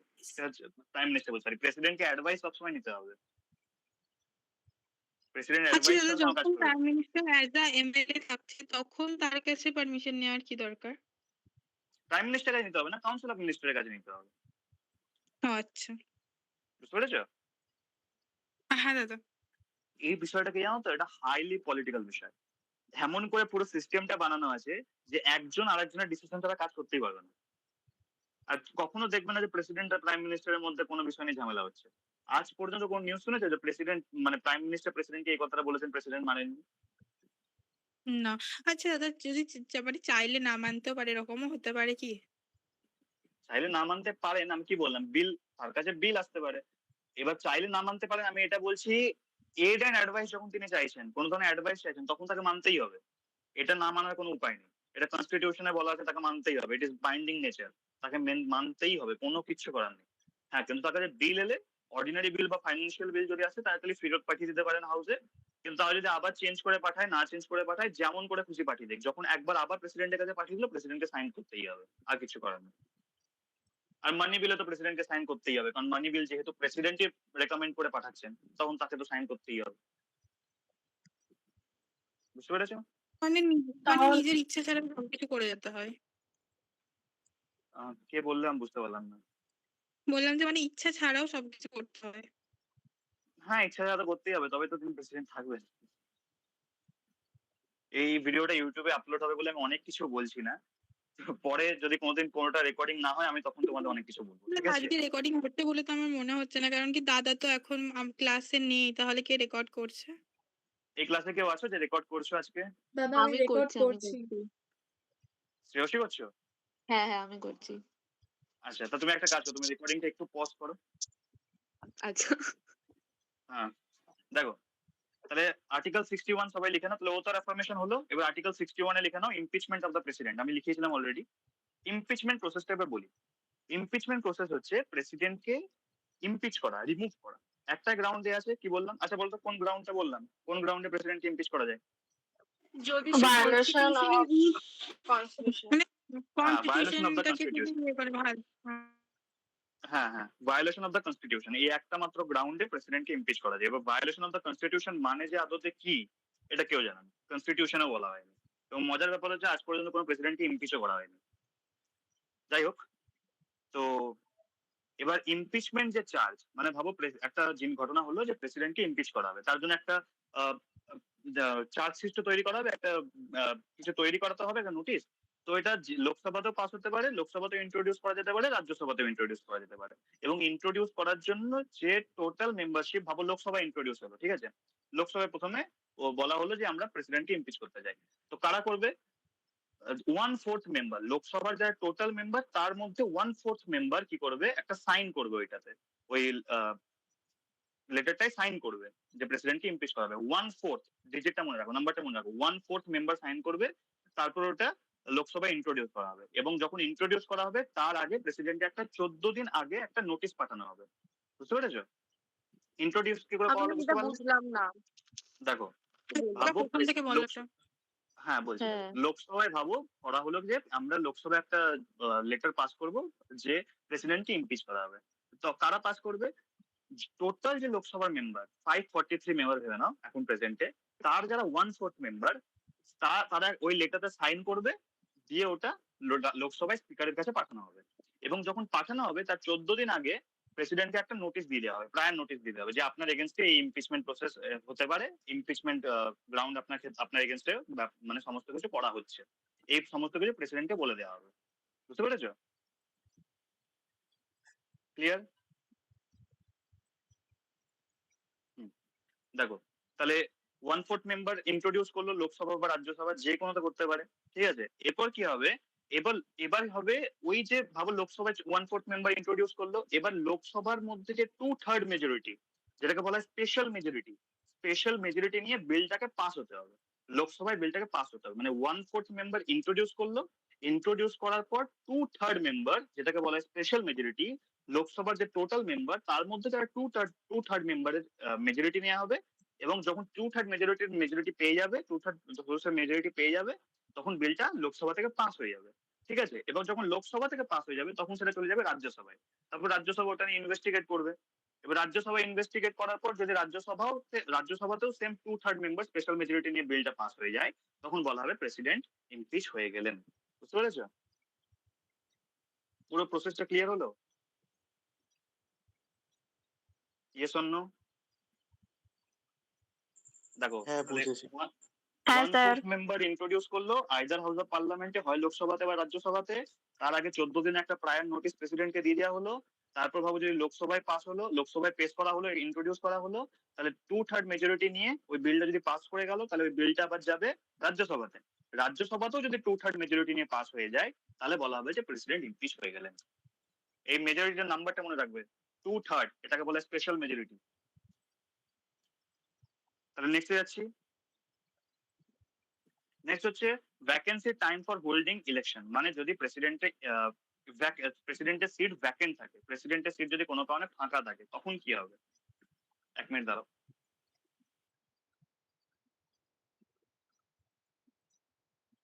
হ্যাঁ সরি, কোন কে জয়েন করছে? দেখো আর্টিকেল 62 তে বলা হলো যে কি কি কারণে প্রেসিডেন্টের যে অফিস সেটা ভ্যাকেন্ট হতে পারে। কি কি কারণে হতে পারে? On the expiry office tenure of 5 years, 5 বছরের তার যে টার্ম সেটা কমপ্লিট হয়ে গেছে, তিনি রেজিগনেশন দিয়ে দিয়েছেন, তাকে রিমুভ করে দেওয়া হয়েছে ইমপিচমেন্ট প্রসেসের মাধ্যমে, তার ডেথ হয়ে গেছে, তিনি মারা গেছেন, বা আদারওয়াইজ বা যে কোনো কিছুর মাধ্যমে ভাবো এমন কোনো কাজ করেন যেটা কনস্টিটিউশনের ভায়োলেশন হয়ে গেল, বা তিনি তার ইলেকশনটাকে ভয়েড ডিক্লেয়ার করে দেন, মানে তার যে প্রসেসটার মাধ্যমে তিনি ইলেক্ট হয়েছেন ওটাকে বেআইনি ঘোষণা করে দেওয়া হলো। তাহলে এই সমস্ত কারণের জন্য প্রেসিডেন্টের অফিস ভ্যাকেন্ট হয়ে গেল। এবার কি হবে যদি প্রেসিডেন্টের ভাবো এমন কোনো বিষয় হচ্ছে যে প্রেসিডেন্টের টার্ম কমপ্লিট হয়ে যাওয়ার পর নতুন প্রেসিডেন্টের ইলেকশনের জন্য দেরি হচ্ছে, তখন কি করা হবে? যিনি প্রিভিয়াস প্রেসিডেন্ট ছিলেন তিনি তার 5 বছরের টার্ম কমপ্লিট হয়ে যাওয়ার পরও তার সাকসেসর যতক্ষণ না চার্জ অ্যাজিউম করছে ততদিন পর্যন্ত তিনি অ্যাজ আ প্রেসিডেন্ট কাজ করবেন। এবং এই টাইমটাই যখন কোনো প্রেসিডেন্ট নেই, মানে প্রেসিডেন্টের টার্ম কমপ্লিট হয়ে গেছে এবং নেক্সট প্রেসিডেন্টকে মানে জন্য অপেক্ষা করা আছে, তখন কিন্তু ভাইস প্রেসিডেন্ট হিসেবে কাজ করবেন। তখন কিন্তু যে প্রিভিয়াস প্রেসিডেন্ট তিনি কিন্তু তার কাজ করবেন, তার 5 বছর কমপ্লিট হয়ে যাওয়ার পরও তিনিই কাজ করবেন যতদিন না পর্যন্ত নেক্সট প্রেসিডেন্টকে ইলেক্ট করা হচ্ছে। তখন কিন্তু vice president as a president কাজ করবেন না। বুঝতে পেরেছো? এবার ভাবো প্রেসিডেন্ট এই কারণগুলোর জন্য রেজিগনেশন হয়ে গেছে, তিনি রেজিগনেশন দিয়ে দিয়েছেন, তাকে রিমুভ করে দেওয়া হয়েছে, তাকে তার মৃত্যু হয়ে গেছে, বা যে কোনো অন্য যে কোনো কারণে যদি তার অফিস ভ্যাকেট হয়ে থাকে, 6 মাসের মধ্যে কিন্তু তার যে নতুন প্রেসিডেন্ট তাকে কিন্তু ইলেক্ট করতে হবে। টাইমটা মনে রাখবে 6 মান্থ। ওকে, আবার যখন নতুন কোন প্রেসিডেন্ট ইলেক্ট হবেন তখন তিনি আবার 5 বছরের জন্য কাজ করবেন। মানে ভাবো কাকে বলবো, আচ্ছা বিশ্বজিৎ আছে, ভাবো বিশ্বজিৎ নিজের রেজিগনেশন লেটার দিয়ে দিল ভাইস প্রেসিডেন্টকে, ঠিক আছে? এবার কি হবে, 6 মাসের মধ্যে নতুন আরেকজন প্রেসিডেন্ট ইলেক্ট করতে হবে। বুঝতে পেরেছো? ঠিক হলো বিষয়টা? এবার ওই নতুন ইলেকশনের টাইমে যে মানে প্রিভিয়াস প্রেসিডেন্ট ছিলেন তিনি আবার দাঁড়াতে পারবেন তো? আবার দাঁড়াতে পারবেন যদি তাকে ইমপিচ না করা হচ্ছে। ঠিক আছে, আমি কি বললাম, একজন প্রেসিডেন্ট যতবার খুশি ইলেকশনে দাঁড়াতে পারেন, কোনো ফিক্সড টার্ম বলা নেই। ঠিক আছে, মানে ইলেকশনটা 5 বছর পর পর হবে তো? হ্যাঁ 5 বছর পর। হ্যাঁ বলো বিশ্বজিৎ। হ্যাঁ বলছি যে দাদা লিগ্যাল অ্যাপটিটিউড থেকে কি কোনো কোয়েশ্চেন আসতে পারে এক্সামে? লিগ্যাল দেখো সত্যজিৎ দা যে সিলেবাসটা দিয়েছে ওটা তো লিগ্যাল অ্যাপটিটিউড আমি দেখিনি। এবার নেই লিগ্যাল অ্যাপটিটিউড, এবার বাদ দিয়ে দিয়েছে ওটা। আচ্ছা মানে ওর থেকে আর কোনো কোয়েশ্চেন আসছে না, তাই তো? না না, তো ওটা বাদ দিয়ে দিয়েছে, তখন আসবে না। ওকে রিজান কিছু বলবে? স্যার যদি দেখা গেল যে এমন হয়েছে 6 মাসের পরেও কোনো নতুন সাকসেসর প্রেসিডেন্ট আসেনি বা ইলেক্ট হয়নি, তখন কি হবে? না 6 মাসের মধ্যে ইলেক্ট করতেই হবে, কিছু করার নেই, 6 মাসের মধ্যেই করতে হবে। ওর টাইমই দেওয়া আছে 6 মাস। মানে ইন কেস স্যার যদি কোনো ক্যান্ডিডেট না পাওয়া যায় তাহলে? ও ক্যান্ডিডেট ঠিক পাওয়া যাবে, ওটা নিয়ে চিন্তা করছো, ক্যান্ডিডেট ঠিক দাঁড়িয়ে যাবে। প্রেসিডেন্টের ইলেকশন ক্যান্ডিডেট না পাওয়া যায়, যার কাছে সমস্ত কিছু পাওয়ার থাকছে। আবার অত স্যালারি 5 লাখ টাকা স্যালারি দিতে স্যালারি আমি ছেড়ে দিলাম না হয়, তাও প্রেসিডেন্টের ইলেকশনে ক্যান্ডিডেট ঠিক পাওয়া যায়। প্রায় আজ পর্যন্ত হয়েছে প্রাইম মিনিস্টারের জন্য ক্যান্ডিডেট পাওয়া যায়নি, অমনি কোনোদিন হয় না। যাই হোক, তা আমি বললাম কি, যদি ডিলে হচ্ছে নতুন ইলেকশন নতুন প্রেসিডেন্টের জন্য, তখন যখন ফাঁকা থাকছে তখন vice president as a president কাজ করবেন না। এবার তোমাদের মনে প্রশ্ন আসবে যে তাহলে কখন vice president as a president কাজ করবেন? সেটা আছে আর্টিকেল 65 তো লিখে নাও, article 65 situations where vice president acts as a president, article 65। দাদা যেগুলোই বলছে এগুলো সব ইম্পর্টেন্ট আজকে, মানে 52 থেকে আরম্ভ করে যে কটা আমি লিখিয়ে দিলাম ওই কটা কমসে কম ইম্পর্টেন্ট, যে কটা লিখছিলাম ওগুলো ইম্পর্টেন্ট। আচ্ছা তো আর্টিকেল 65 লিখে নাও, সিচুয়েশনস ওয়্যার আচ্ছা। Vice president acts as a president. দাদা একটু আস্তে আস্তে বলুন, লিখে নিন। Article 65, situations where vice president acts as a president. VP লিখে নাও, VP।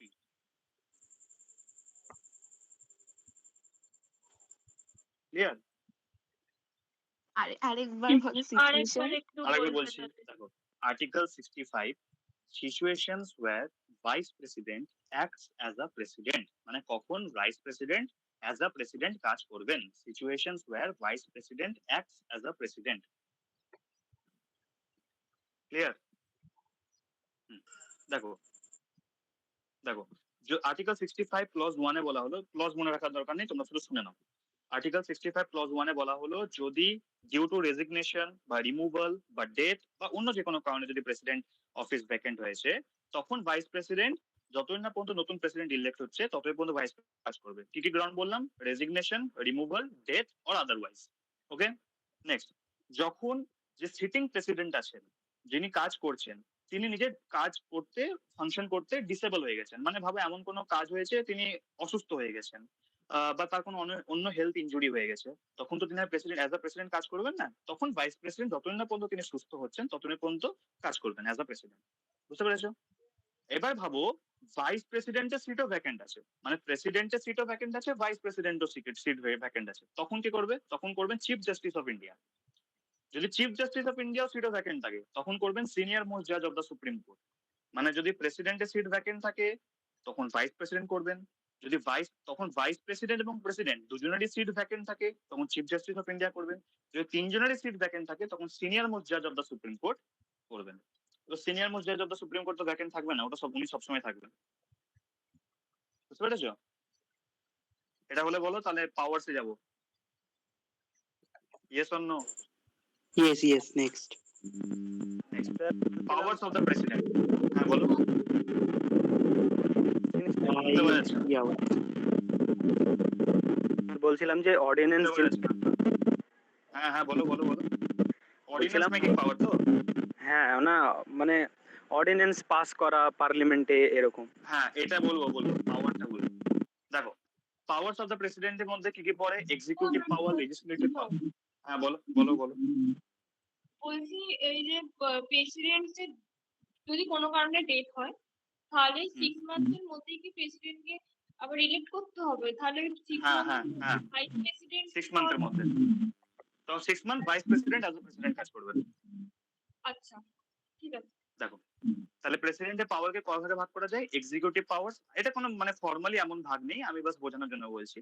এক্সিকিউটিভ পাওয়ার্স, লেজিসলেটিভ পাওয়ার, ফাইন্যান্সিয়াল পাওয়ার, জুডিশিয়াল পাওয়ার, ডিপ্লোম্যাটিক পাওয়ার, আরো অনেক পাওয়ার আছে, ঠিক আছে? তো আমি যদি এক এক করে বলি, আমি তোমাদের মাথায় রাখার জন্য ভাগ করে দিয়েছি, ঠিক আছে? দেখো এক্সিকিউটিভ পাওয়ারের মধ্যে কি করে, আমি কি বললাম আজকে একটা কথা বলো, আমি বললাম অনেক, মানে প্রথমেই বলে দিয়েছিলাম ইউনিয়ন এক্সিকিউটিভ সমস্ত কাজ কে করেন, মানে কার দায়িত্ব থাকে, কার নাম নিয়ে সব কাজ করা হয় বলো? ইউনিয়ন এক্সিকিউটিভের সব কাজ প্রেসিডেন্ট। হ্যাঁ, তাহলে ইউনিয়ন এক্সিকিউটিভের যত কাজ আছে সেটা প্রেসিডেন্টের নাম নিয়ে করা হবে, ঠিক আছে? এটা বলা হলো আর্টিকেল 77, ঠিক আছে? আর্টিকেল 75 ক্লজ 1 খুব ইম্পর্টেন্ট, লিখে নাও এটা, আর্টিকেল 75 ক্লজ 1। না 77 লিখতে হবে না, আরে 77 লিখে নাও, আর্টিকেল 77 এ বলা আছে যে all executive actions of the government of India, লেখো, আমি বলছি অল এক্সিকিউটিভ অ্যাকশনস। দাদা বলছি এগুলো লেখাটা পিডিএফ দেবে তো না? পিডিএফ দেবো, কিন্তু পিডিএফ এ সব থাকবে তো, আমি জানো শুধু ইম্পর্টেন্ট যে আর্টিকেলগুলো সেটা এখানে বলে দিচ্ছি। তাহলে এখানে শুধু আর্টিকেল নাম্বারটা লিখে নিতাম, ওটা ওই আচ্ছা তাই রেখে নাও, আর্টিকেল 77। তাহলে আগে যাবো, আরেকটা কি বলে না 77 এর আর্টিকেল আগে? 75 ক্লজ 1। ক্লজ 1 মানে ব্র্যাকেটের মধ্যে 1টা লিখবে। আচ্ছা 1 ব্র্যাকেটের মধ্যে 1 কেন? ওইটার এক নম্বর ইয়েটা 1 ডিজিট 1, নট রোমান 1, ডিজিট 1। আচ্ছা দেখো তাহলে আর্টিকেল 75 ক্লজ 1 এ বলা হলো প্রেসিডেন্ট প্রাইম মিনিস্টারকে ইলেক্ট করবেন এবং আদার মিনিস্টারকে ইলেক্ট করবেন। আচ্ছা তোমাদের এবার মনে কোশ্চেন আসবে, আচ্ছা স্যার প্রাইম মিনিস্টারকে তো আমরা ইলেক্ট করি, আমরা ভোট দিয়ে ইলেক্ট করি, তাহলে আবার প্রেসিডেন্ট কি করে করছেন? তো প্রেসিডেন্ট অ্যাসেন্ট দেন যে ইনি প্রাইম, ভাবো একটা পার্টি, আমি একটা ভাবো বিজেপি পার্টি মেজরিটি লাভ করেছে, ঠিক আছে? এবার বিজেপির মধ্যে তো একজন বলবেন যে তাদের মধ্যে একজন বলবে যে আমরা নরেন্দ্র মোদীকে আমরা অ্যাজ আ প্রাইম মিনিস্টার দেখতে চাই। তখন প্রেসিডেন্ট কি বলবেন? প্রেসিডেন্ট বলবে আচ্ছা ঠিক আছে, তোমরা নরেন্দ্র মোদীকে দেখতে চাও, একটা কাজ করো। নরেন্দ্র মোদীকে তিনি বলবেন যে আপনি কনফিডেন্স মোশন নিয়ে আসুন, মানে আপনি দেখান যে আপনার এতজন মেম্বার যত দরকার এতজন মেম্বার আপনাকে সাপোর্ট করছে। যদি তিনি দেখিয়ে দিতে পারেন তখন তিনি বলে দেবেন বলছিলাম যে কি প্রেসিডেন্ট কি মানে এমপিরা সিলেক্ট করে না ভোট দিয়ে? হ্যাঁ বললাম তো ইলেক্টেড এমপিস, আচ্ছা ঠিক আছে। ইলেকট্রাল কলেজে বললাম যে elected members of both houses of parliament. আচ্ছা দেখো তাহলে তিনি প্রেসিডেন্টকে অ্যাপয়েন্ট করেন, তাহলে কোশ্চেন আসতে পারে who appoints the prime minister of India? কি লিখবে? প্রেসিডেন্ট। হ্যাঁ বাবু অপশনে দিয়ে দিল সিটিজেন, প্রেসিডেন্ট, দুটোই দিয়ে দিল, তখন কে করবে? প্রেসিডেন্ট কিন্তু। আচ্ছা ঠিক আছে? এটাতেও কি ওই প্রেসিডেন্টকে অন্য কারোর থেকে অ্যাডভাইস নিতে হয়? এতে তো অ্যাডভাইসে কি দরকার? তিনি বলবেন যে কনফিডেন্স দেখাও। এমপিদের ভোট দিয়ে জিতে যাচ্ছে তাকে শুধু জাস্ট বলে দিচ্ছে যে এটা প্রেসিডেন্ট হ্যাঁ। প্রাইম মিনিস্টার হচ্ছে আমাদের হ্যাঁ এরকম। তাকে বলবেন যে আপনি কনফিডেন্স দেখিয়ে দিন যে আপনার যারা পার্টিতে আছে এরা আপনাকে অ্যাজ আ প্রাইম মিনিস্টার দেখতে চায়। তিনি কনফিডেন্স প্রুভ করে দেবেন, বাস তিনি প্রাইম মিনিস্টার হয়ে যাবেন। আচ্ছা প্রেসিডেন্ট বলে দেবেন যে ইনি আজ থেকে প্রাইম মিনিস্টার। বুঝতে পেরেছো? এটা ভোটের পরে হয় না ভোটের আগে হয়? ভোটের পরে কনফিডেন্স প্রুভ করতে হয়, ফ্লোরে গিয়ে, লোকসভার ফ্লোরে গিয়ে কনফিডেন্স প্রুভ করতে হয়। আর তখন যদি নো কনফিডেন্স মোশন দিয়ে ইয়ে করা হয় তাহলে উনি নো হবেন না তো কনফিডেন্স prime minister? না, নো কনফিডেন্স হলে উনি হবেন না। ভাবো একই পার্টি থেকে দুজন দাঁড়িয়েছে, একজন কনফিডেন্স পেয়েছে একজন পায়নি, তো যিনি কনফিডেন্স পেয়েছেন তিনি as a prime minister elect হবেন। আচ্ছা দাদা আমরা- মানে একই পার্টি থেকে সাধারণত দুজন দাঁড়ায় না, মানে একজনই দাঁড়ায়, এরকমই দেখা যায়। একজনই তারা একজন। ওরা দেখো যখন পার্টিতে একটা পার্টি নেমেছে ইলেকশনে, তারা আগে থেকে ভেবে নেয় যে আমরা কাকে অ্যাজ আ প্রাইম মিনিস্টার দেখতে চাই বা অ্যাজ আ চিফ মিনিস্টার দেখতে চাই, তারা তো ভেবে নেয় না। দেখো তারপরে হচ্ছে আর কাকে কাকে অ্যাপয়েন্ট করেন প্রেসিডেন্ট? গভর্নর অফ স্টেটস, প্রত্যেকটা স্টেটের যারা গভর্নর তাদের অ্যাপয়েন্ট করেন। Attorney general of India, comptroller and auditor general of India. Comptroller auditor general of India হচ্ছেন CAG, CAG। ইনি কি হচ্ছেন? এই পুরো ইন্ডিয়ার মধ্যে যত ধরনের অডিটের কাজ হয়, যত ফাইন্যান্সিয়াল কাজ হয় তিনি দেখভাল করেন, ঠিক আছে। তারপর চিফ ইলেকশন কমিশনার এবং আদার ইলেকশন কমিশনার, ইউপিএসসির যিনি চেয়ারম্যান এবং মেম্বার্স হন তাদের, ফাইন্যান্স কমিশনের যারা চেয়ারম্যান এবং মেম্বার্স হন তাদেরও কিন্তু প্রেসিডেন্ট ইলেক্ট করেন। এটা মনে রাখবে যে কারা কারা প্রেসিডেন্ট দ্বারা ইলেক্টেড হয়। আমি লিস্ট দিয়ে দেবো গ্রুপে, পিডিএফ এর মধ্যেই থাকবে, তো তোমরা শুধু একবার পড়ে নেবে, ঠিক আছে। একটা জিনিস মাথায় রাখবে, যত বড় বড় পদগুলো হয় সব প্রেসিডেন্ট ইলেক্ট করেন। প্রাইম মিনিস্টার কাউকে ইলেক্ট করেন না, প্রেসিডেন্ট সবাইকে ইলেক্ট করেন, এটা মাথায় রাখবে, তাহলে দেখবে সব উত্তর লিখতে পারছি। তারপর হচ্ছে তিনি চাইলে SC ST বা আদার যারা ব্যাকওয়ার্ড ক্লাস আছে তাদের জন্য কমিশন তৈরি করতে পারেন। তিনি ইন্টারস্টেট কাউন্সিল তৈরি করতে পারেন। তিনি ইউনিয়ন টেরিটরিজ এর যারা যে সমস্ত ইউনিয়ন টেরিটরি আছে তাদের অ্যাডমিনিস্ট্রেটর অ্যাপয়েন্ট করতে পারেন। ইউনিয়ন টেরিটরিতে চিফ মিনিস্টার হয় না, অ্যাডমিনিস্ট্রেটর হয়। আমাদের স্টেটগুলো যেমন চিফ মিনিস্টার হয়, ওখানে অ্যাডমিনিস্ট্রেটর হয়, ঠিক আছে। তো এই স্টেটগুলো যারা ইউনিয়ন টেরিটরি যারা অ্যাডমিনিস্ট্রেটর, এদেরও কিন্তু প্রেসিডেন্ট অ্যাপয়েন্ট করেন। তারপর হচ্ছে তিনি কোনো একটা পার্টিকুলার এরিয়াকে as a scheduled area declare করতে পারেন। তো এই সমস্ত পাওয়ার গুলো হচ্ছে executive power. Executive power clear? Executive power clear? Next দেখো, হ্যাঁ দাদা। লেজিসলেটিভ পাওয়ার। লেজিসলেটিভ পাওয়ার মানে কি? তিনি পার্লামেন্টে সভা ডাকতে পারেন, সভা রদ করে দিতে পারেন, মানে সামন করতে পারেন, প্রোরোগ করতে পারেন। তারপর তিনি জয়েন্ট সিটিং ডাকতে পারেন। লিখে নাও, কিছু বলছো? দেখো এটা লিখে নাও তো, আর্টিকেল 108 এটাতে বলা আছে joint sitting of both houses of parliament. শুধু এটা লিখে নাও, আর্টিকেল 108। এটাতে বলা আছে লোকসভা এবং রাজ্যসভাকে একসঙ্গে যদি জয়েন্ট সিটিং ডাকা হয় তাহলে এই আর্টিকেল আন্ডারে ডাকা হয়, ঠিক আছে। তিনি লোকসভার যে কোনো মেম্বারকে অ্যাপয়েন্ট করতে পারেন, তিনি স্পিকারকে অ্যাপয়েন্ট করতে পারেন, এবং যদি স্পিকারের সিট ভ্যাকেন্ট হয় তিনি ডেপুটি স্পিকারকে বলতে পারেন অ্যাজ আ স্পিকার কাজ করতে। বুঝতে পেরেছো? সেম ভাবে রাজ্যসভায় তিনি ভাইস প্রেসিডেন্ট চেয়ারম্যানের কাজ করবেন, এবং যদি ভাইস প্রেসিডেন্ট না থাকেন তাহলে কেউ কিছু বলছো কি? তাজমিরা কিছু বলছো? ও আর একবার বলতে বললো আপনাকে।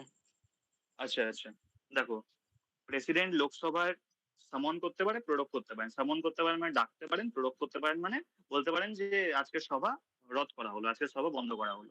সামন করতে পারেন, প্রোরোগ করতে পারেন। তিনি বোথ হাউস অফ পার্লামেন্টের জয়েন্ট সিটিং ডাকতে পারেন, তিনি লোকসভার স্পিকারকে অ্যাপয়েন্ট করতে পারেন, আবার স্পিকারকে যদি স্পিকার না থাকেন তিনি ডেপুটি স্পিকারকে অ্যাজ আ স্পিকার কাজ করতে পারেন।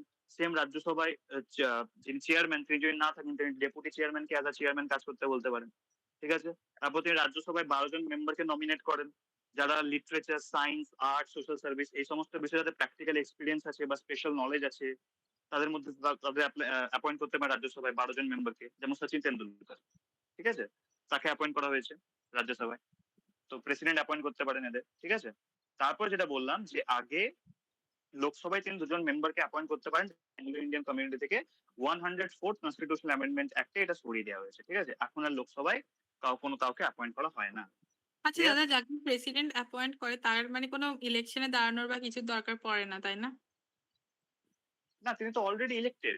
স্পিকার তো অলরেডি একজন অ্যাজ এ এমপি ইলেক্টেড আছেন, তিনি বাস তাকে চয়েস করে দিচ্ছেন।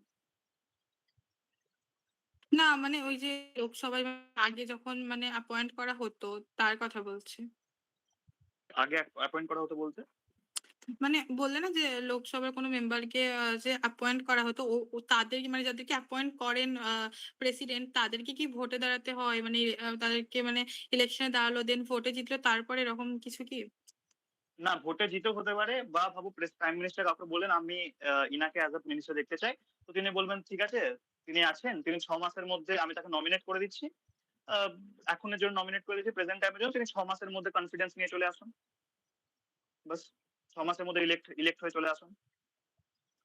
আচ্ছা ওটা কি মানে আমাদের ভোটে হবে নাকি এমনি ওখানকার যে মানে ওখানকার যে ভোটে হবে, মানে যারা ওখানে এমএলএ থাকবেন তাদের ভোটে হবে? ওটা যখন নেক্সট ইলেকশন হবে তখন হবে। তো ইলেকশন তো মানে 5 ইয়ার্স গ্যাপে হয় না এরকম? তাহলে 6 হ্যাঁ, তো মাসের মধ্যে ওরা তাহলে 6 অমনি মাসের টাইমই মধ্যে বলা হয়। দেখো, মেন বিষয় হচ্ছে এগুলো লেখা আছে, ঠিক আছে, কিন্তু একটা জিনিস আমি তোমাকে বোঝাই, যখন ভাবো কাউন্সিল অফ মিনিস্টার যখন অ্যাপয়েন্ট করা হবে তখন তো অলরেডি অ্যাপয়েন্টেড, অলরেডি ইলেক্টেড।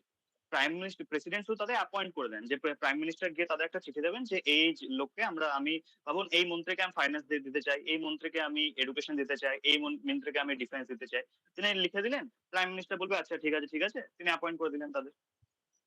বুঝতে পেরেছো? আচ্ছা দাদা।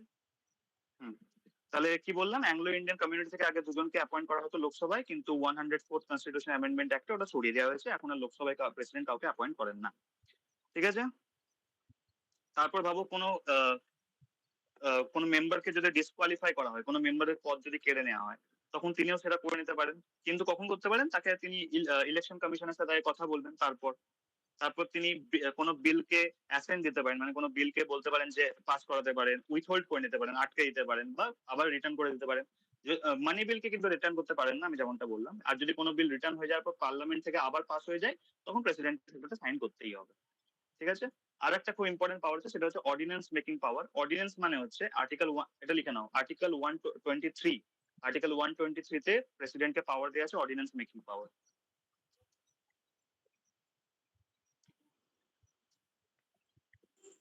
আরেকবার বলবেন যে কাকে পাওয়ারটা দেওয়া আছে? President, ordinance making power of the president, article 123। বুঝলেন?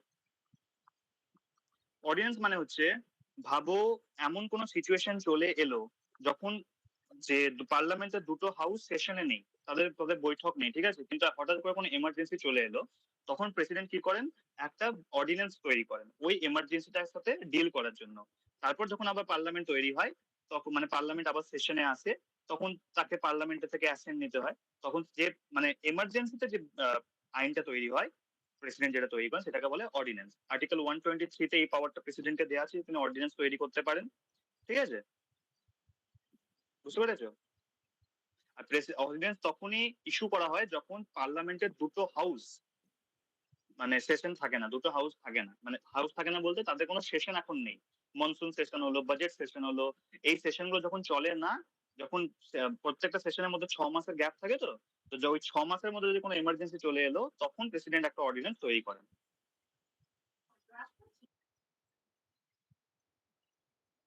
তাহলে ক্লিয়ার হয়েছে? ক্লিয়ার হয়েছে তো বলো, নেক্সট যাবো। এই ব্যাপারটা পুরো মাথার উপর দিয়ে গেল আমার। দেখো বলছি, ভাবো পার্লামেন্টে 3খানা সেশন হয়, ঠিক আছে, মনসুন সেশন, বাজেট সেশন আর একটা সেশন আছে, ঠিক আছে, ওটা আমার নামটা এখন মনে পড়ছে না। Winter session, sorry, winter session, budget session আর মনসুন সেশন, ঠিক আছে, এই তিনটে সেশন হয়। সেশন গুলো কিসের? এইগুলো হ্যাঁ, এই সেশন গুলো কি, মানে সেশন গুলো কিসের? সেশন মানে যে টাইমে পার্লামেন্টে বৈঠক হয়, আলোচনা হয়। আচ্ছা আচ্ছা, মানে প্রত্যেকটা আলো- এরকম সিজন অনুযায়ী বৈঠক হয়? হ্যাঁ, মানে অনেক বলা আছে। তিনবার হয়, একবার বাজেট পেশের সময় হয় মানে আর এগুলোর একটা একটা নির্দিষ্ট যেটা সময় মনে থাকে। না হয়। হ্যাঁ হ্যাঁ, 6 মাস পর পর হয়, ঠিক আছে, মানে আচ্ছা ম্যাক্সিমাম গ্যাপ 6 মাস হতে পারে, 6 মাসের আগে তুমি ডাকতে পারো, কিন্তু 6 মাসের বেশি যেন না হয়।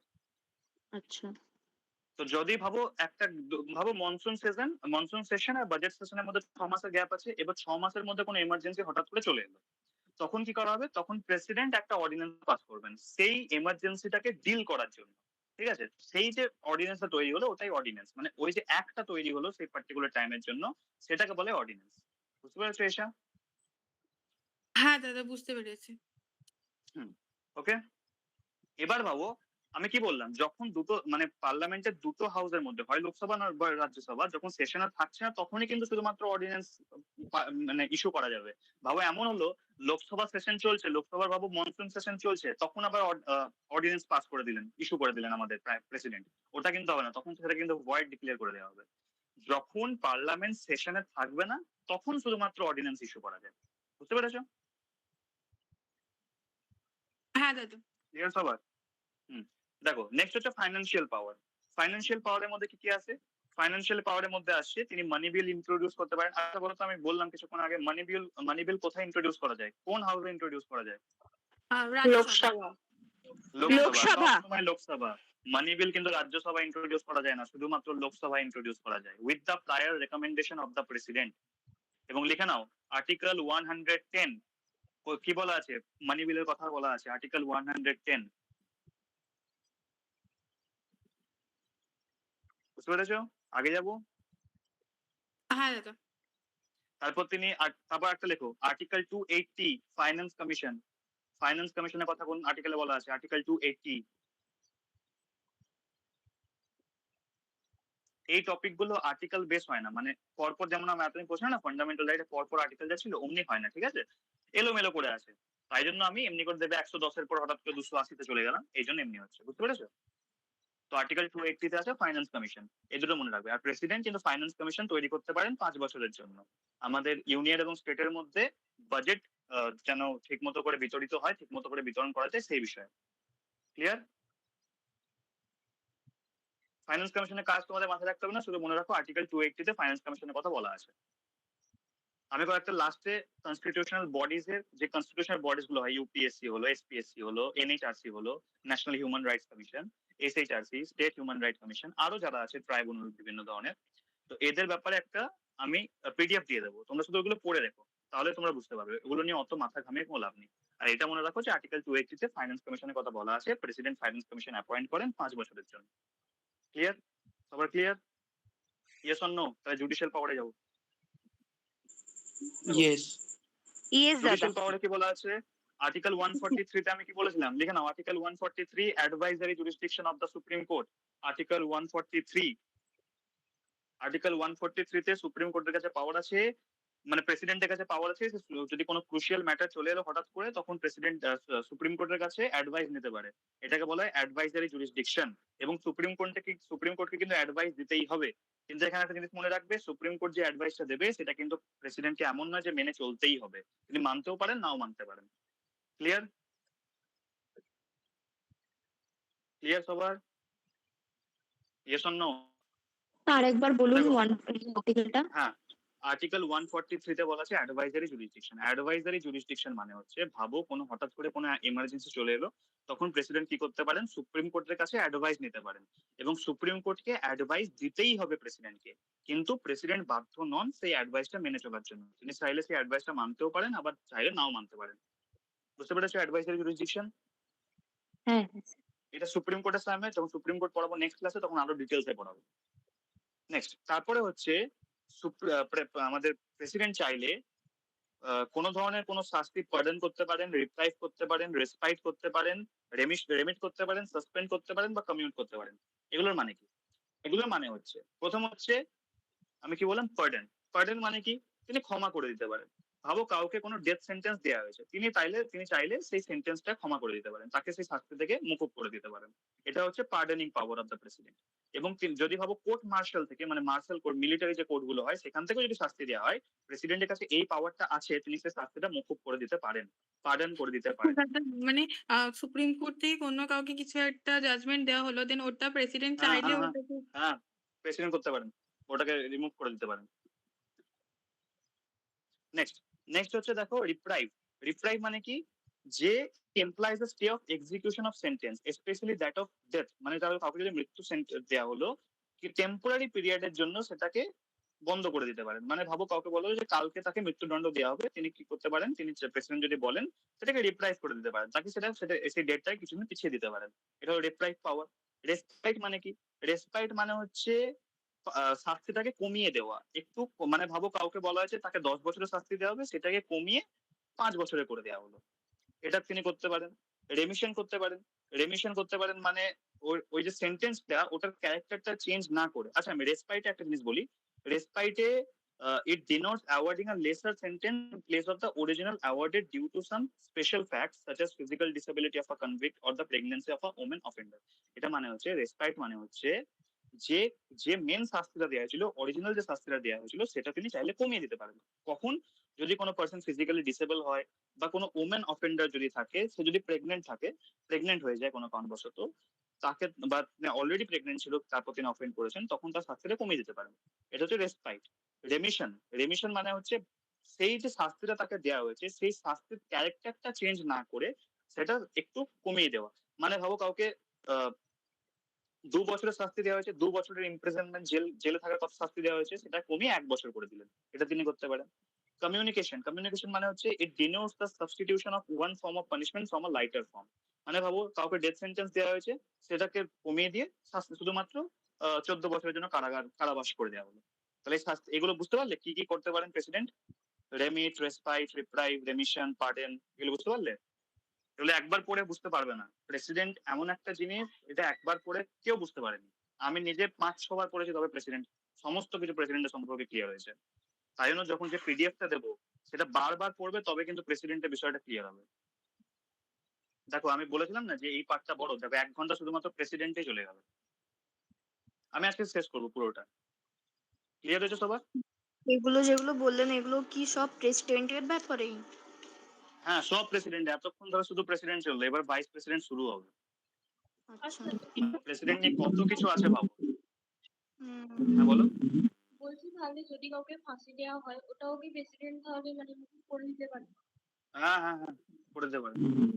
এমন হতে পারেন যে ফাঁসি মানে দেওয়া হলো, সেটা এখানে পুলিশ ব্যাপার, শুধুমাত্র কারাবাস করে দিতে পারবে, এটাও করতে পারে। মানে এখানে সবকিছুর হেড হচ্ছে প্রেসিডেন্ট, তাই তো? হ্যাঁ, সবকিছু হেড প্রেসিডেন্ট, কিন্তু তিনি সমস্ত কিছু কাজ করবেন প্রাইম মিনিস্টারের এড এন্ড অ্যাডভাইস নিয়ে, প্রাইম মিনিস্টার এবং কাউন্সিল অফ মিনিস্টার। দেখো নেক্সট হচ্ছে ভাইস প্রেসিডেন্ট। আর্টিকেল 63 ভাইস প্রেসিডেন্টের কথা বলা আছে, লিখে দাও আর্টিকেল 63। আর্টিকেল 63 বলা আছে there shall be a vice president of India. ঠিক আছে, ভাইস প্রেসিডেন্ট কি বললাম? Vice president second highest officer in the country. First হচ্ছেন প্রেসিডেন্ট, তারপর সেকেন্ড হাইয়েস্ট হচ্ছেন ভাইস প্রেসিডেন্ট। ঠিক আছে, আর্টিকেল 64 এ দেওয়া আছে, আর্টিকেল 64 এ বলা আছে যে vice president is the x official chairman of the council of the states. মানে রাজ্যসভার চেয়ারম্যান হবেন ভাইস প্রেসিডেন্ট, এটা দেওয়া আছে আর্টিকেল 64 এ। তাহলে এই দুটো আর্টিকেল লিখে নাও, আর্টিকেল 63, আর্টিকেল 64। সবার হলে বলবে। দাদা 64 হ্যাঁ বলো। 64 এ আর্টিকেল 64 এ 64 এ বলা আছে vice president x official chairman হবেন কিসের? Council of the state. Council of the state মানে কি? রাজ্যসভা। ঠিক আছে, হাউস অফ দ্য পিপল মানে Lok Sabha, council of the state মানে রাজ্যসভা। তাহলে ভাইস প্রেসিডেন্ট রাজ্যসভার চেয়ারম্যান হবেন, এটা আর্টিকেল 64 এ বলা আছে। ঠিক আছে। হ্যাঁ। তারপর দেখো আর্টিকেল 65 এ বলা আছে যখন একজন vice president as a president কাজ করবেন বা প্রেসিডেন্টের ডিউটি ফাংশন করবেন, তখন কিন্তু তিনি অ্যাজ আ চেয়ারম্যান, রাজ্যসভার চেয়ারম্যান হিসেবে কাজ করবেন না, এবং রাজ্যসভার যে স্যালারি অ্যালাউয়েন্স সেগুলোও কিন্তু তিনি পাবেন না। কেন পাবেন? তিনি যখন প্রেসিডেন্টে কাজ করছেন, তাই তিনি প্রেসিডেন্ট যে অ্যালাউন্স পান সেটা পাবেন, তিনি ভাইস প্রেসিডেন্ট মানে রাজ্যসভার চেয়ারম্যানের যে অ্যালাউয়েন্স সেটা তিনি পাবেন না। বুঝতে পেরেছো? ক্লিয়ার সবার? Yes or no? নেক্সট যাবো, ইলেকশন অফ ভাইস প্রেসিডেন্ট। দেখো আর্টিকেল 66 এ বলা আছে, আচ্ছা আমি একটু স্পিডে বলছি, হ্যাঁ, কারণ এই পার্টগুলো অত ইম্পর্টেন্ট নয়, তোমরা শুধু বুঝে নাও। আর্টিকেল 66 এ বলা আছে ভাইস প্রেসিডেন্ট কি করে ইলেক্ট হবেন, ঠিক আছে? সেম সিস্টেম, প্রেসিডেন্টকে যেমন করে ইলেক্ট করা হয়, ভাইস প্রেসিডেন্টকেও সেম ভাবে ইলেক্ট করা হয়। PRSTV method, proportional representation by means of single transferable vote and by secret ballot. এই সিস্টেমটাকে আর বোঝাতে হবে? যার যদি কারো না ডাউট না থাকে তাও একবার রেকর্ডিং বুঝতে ক্লাসে পারবো। দেখে নিও। কিছু বলছো শ্রেয়সী? না না। আচ্ছা তোমার নামটা কি শ্রেয়শ্রী? হ্যাঁ, আচ্ছা সরি এতক্ষণ ধরে শ্রেয়সী বলছি। শ্রেয়শ্রী তো। না আমি শ্রেয়সী বলছিলাম এতক্ষণ ধরে। ও আচ্ছা। যাই হোক, তাহলে মেথডটা কি বললাম, প্রেসিডেন্ট যেমন করে ইলেক্ট হন, ভাইস প্রেসিডেন্টও সেম প্রসেসে ইলেক্ট হন।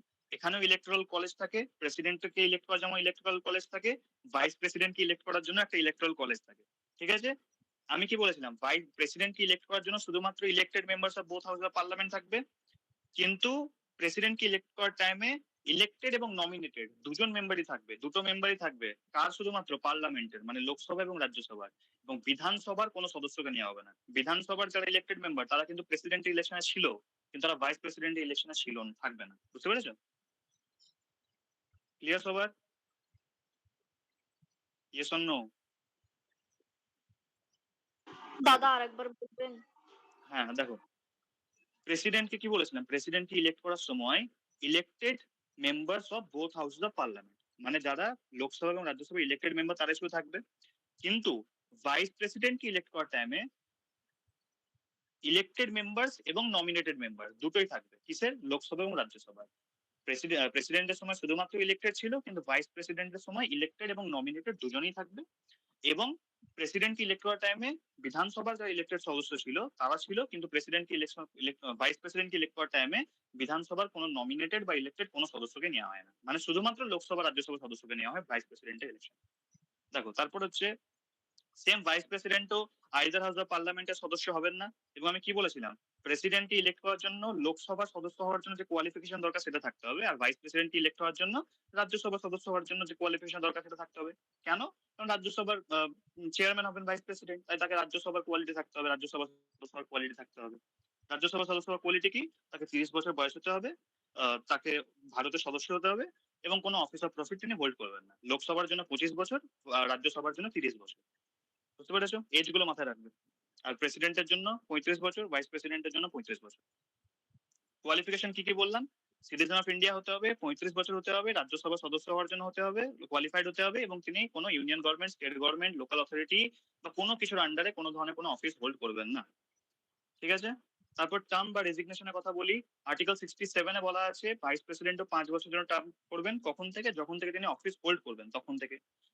আচ্ছা বলো, ভাইস প্রেসিডেন্ট কাকে নিচে রেজিগনেশন লেটার দেন? এটা আমি বলেছি। প্রেসিডেন্ট। প্রেসিডেন্ট কি? প্রেসিডেন্ট। হ্যাঁ প্রেসিডেন্টকে দেন। ঠিক আছে? তারপর রিমুভাল কি করে হতে পারে? তিনি রিমুভ হয়ে যেতে পারেন কখন? যখন তার টার্ম কমপ্লিট হয়ে যাবে। ঠিক আছে? আবার যদি রাজ্যসভা কোনো রেজলিউশন পাস করে তাকে সরানোর জন্য অ্যাবসলিউট মেজরিটি দিয়ে, আমি স্পেশাল মেজরিটি বলেছেন 2/3, অ্যাবসলিউট মেজরিটি হচ্ছে মানে যত সদস্য আছে সবাই, রাজ্যসভার সব সদস্য বলে দিল আমরা এই যে ভাইস প্রেসিডেন্ট আমাদের চেয়ারম্যান, তাকে আমরা ইমপিচ করতে চাই, তাকে আমরা সরাতে চাই। তাহলে একটা রেজলিউশন পাস করবে সমস্ত সদস্য অ্যাবসলিউট মেজরিটি দিয়ে, তাহলে যে আমাদের ভাইস প্রেসিডেন্ট তাকে সরিয়ে দেওয়া যাবে। আর তার আগে তাকে 14 দিন একটা নোটিশ দিতে হবে। কিন্তু প্রেসিডেন্টকে ইমপিচ করার জন্য যে একটা গ্রাউন্ড বলা হয়েছিল ভায়োলেশন অফ দ্য কনস্টিটিউশন, কিন্তু ভাইস প্রেসিডেন্টকে ইমপিচ করার জন্য কনস্টিটিউশনে কোনো গ্রাউন্ডের কথা বলা হয়নি। এবং একটা ভাইস প্রেসিডেন্ট যতবার খুশি ইলেক্ট হতে পারেন, re election is possible. Clear? Clear সবার? তারপরে oath by the vice president, vice প্রেসিডেন্টকে ওথ কে দেন? আর্টিকেল 69 এ ভাইস প্রেসিডেন্টের ওথের কথা বলা আছে। তাকে ভাইস প্রেসিডেন্টকে ওথ কে দেন? প্রেসিডেন্ট ভাইস প্রেসিডেন্টকে ওথ করান, শপথ গ্রহণ করেন। ঠিক আছে? আর কি শপথ নেন? যে তিনি to bear true faith and allegiance of the constitution of India, মানে কনস্টিটিউশন অফ ইন্ডিয়া মেনে চলবেন, আর তার সমস্ত যে অফিসের ডিউটি সেগুলো ফেথফুলি ডিসচার্জ করবেন। ক্লিয়ার? সবার ক্লিয়ার? Oath and affirmation.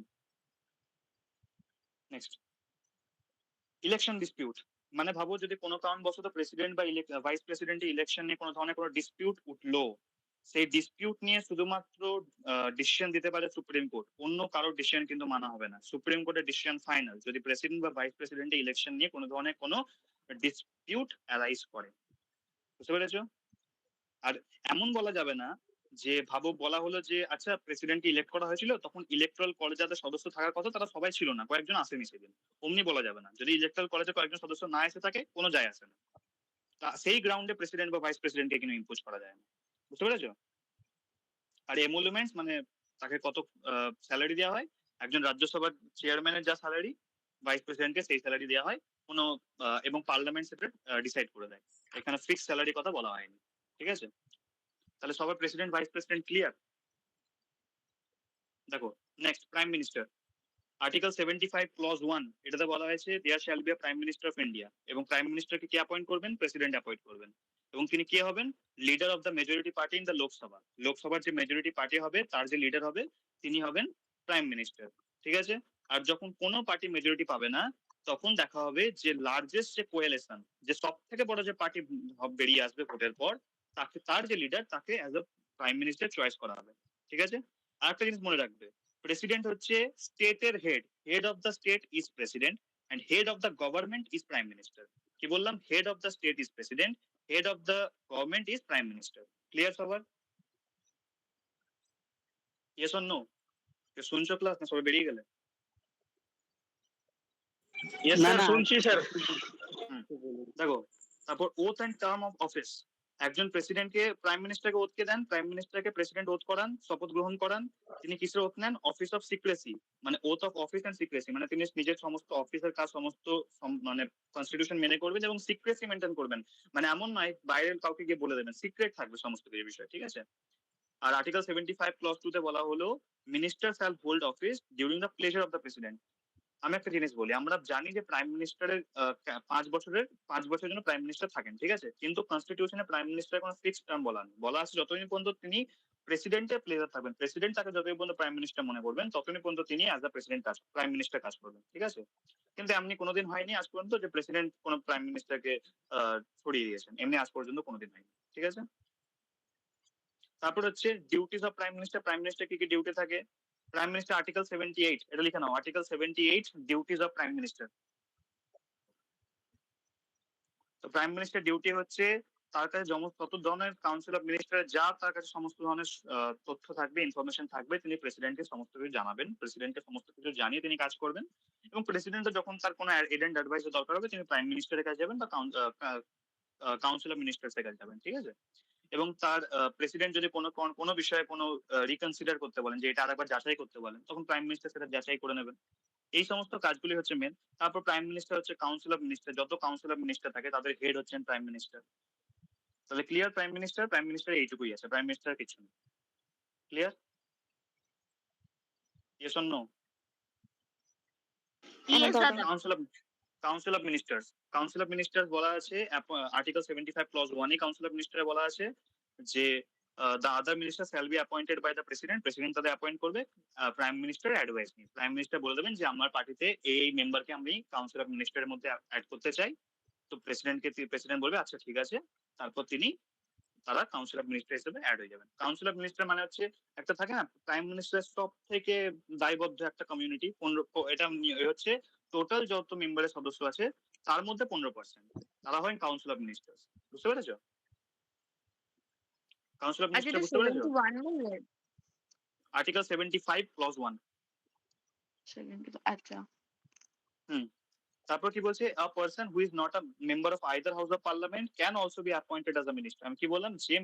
যে মিনিস্টার কোন হাউসের পার্লামেন্ট মানে পার্লামেন্টের কোন হাউসের সদস্য নয় সেও অ্যাজ আ মিনিস্টার অ্যাপয়েন্ট হতে পারে, কিন্তু তাকে 6 মাসের মধ্যে আইদার হাউস অফ পার্লামেন্টের সদস্য হয়ে আসতে হবে। মানে হয় লোকসভাটা একটু মুশকিল হয়, কারণ লোকসভায় তো আমরা ইলেক্ট করি, তো কি করা হবে? তাকে রাজ্যসভায় পাঠিয়ে দেওয়া হবে, যে তুমি এবার রাজ্যসভায় গিয়ে কাজ করো, এমনি করে পাঠিয়ে দেওয়া হবে, বুঝতে পেরেছো?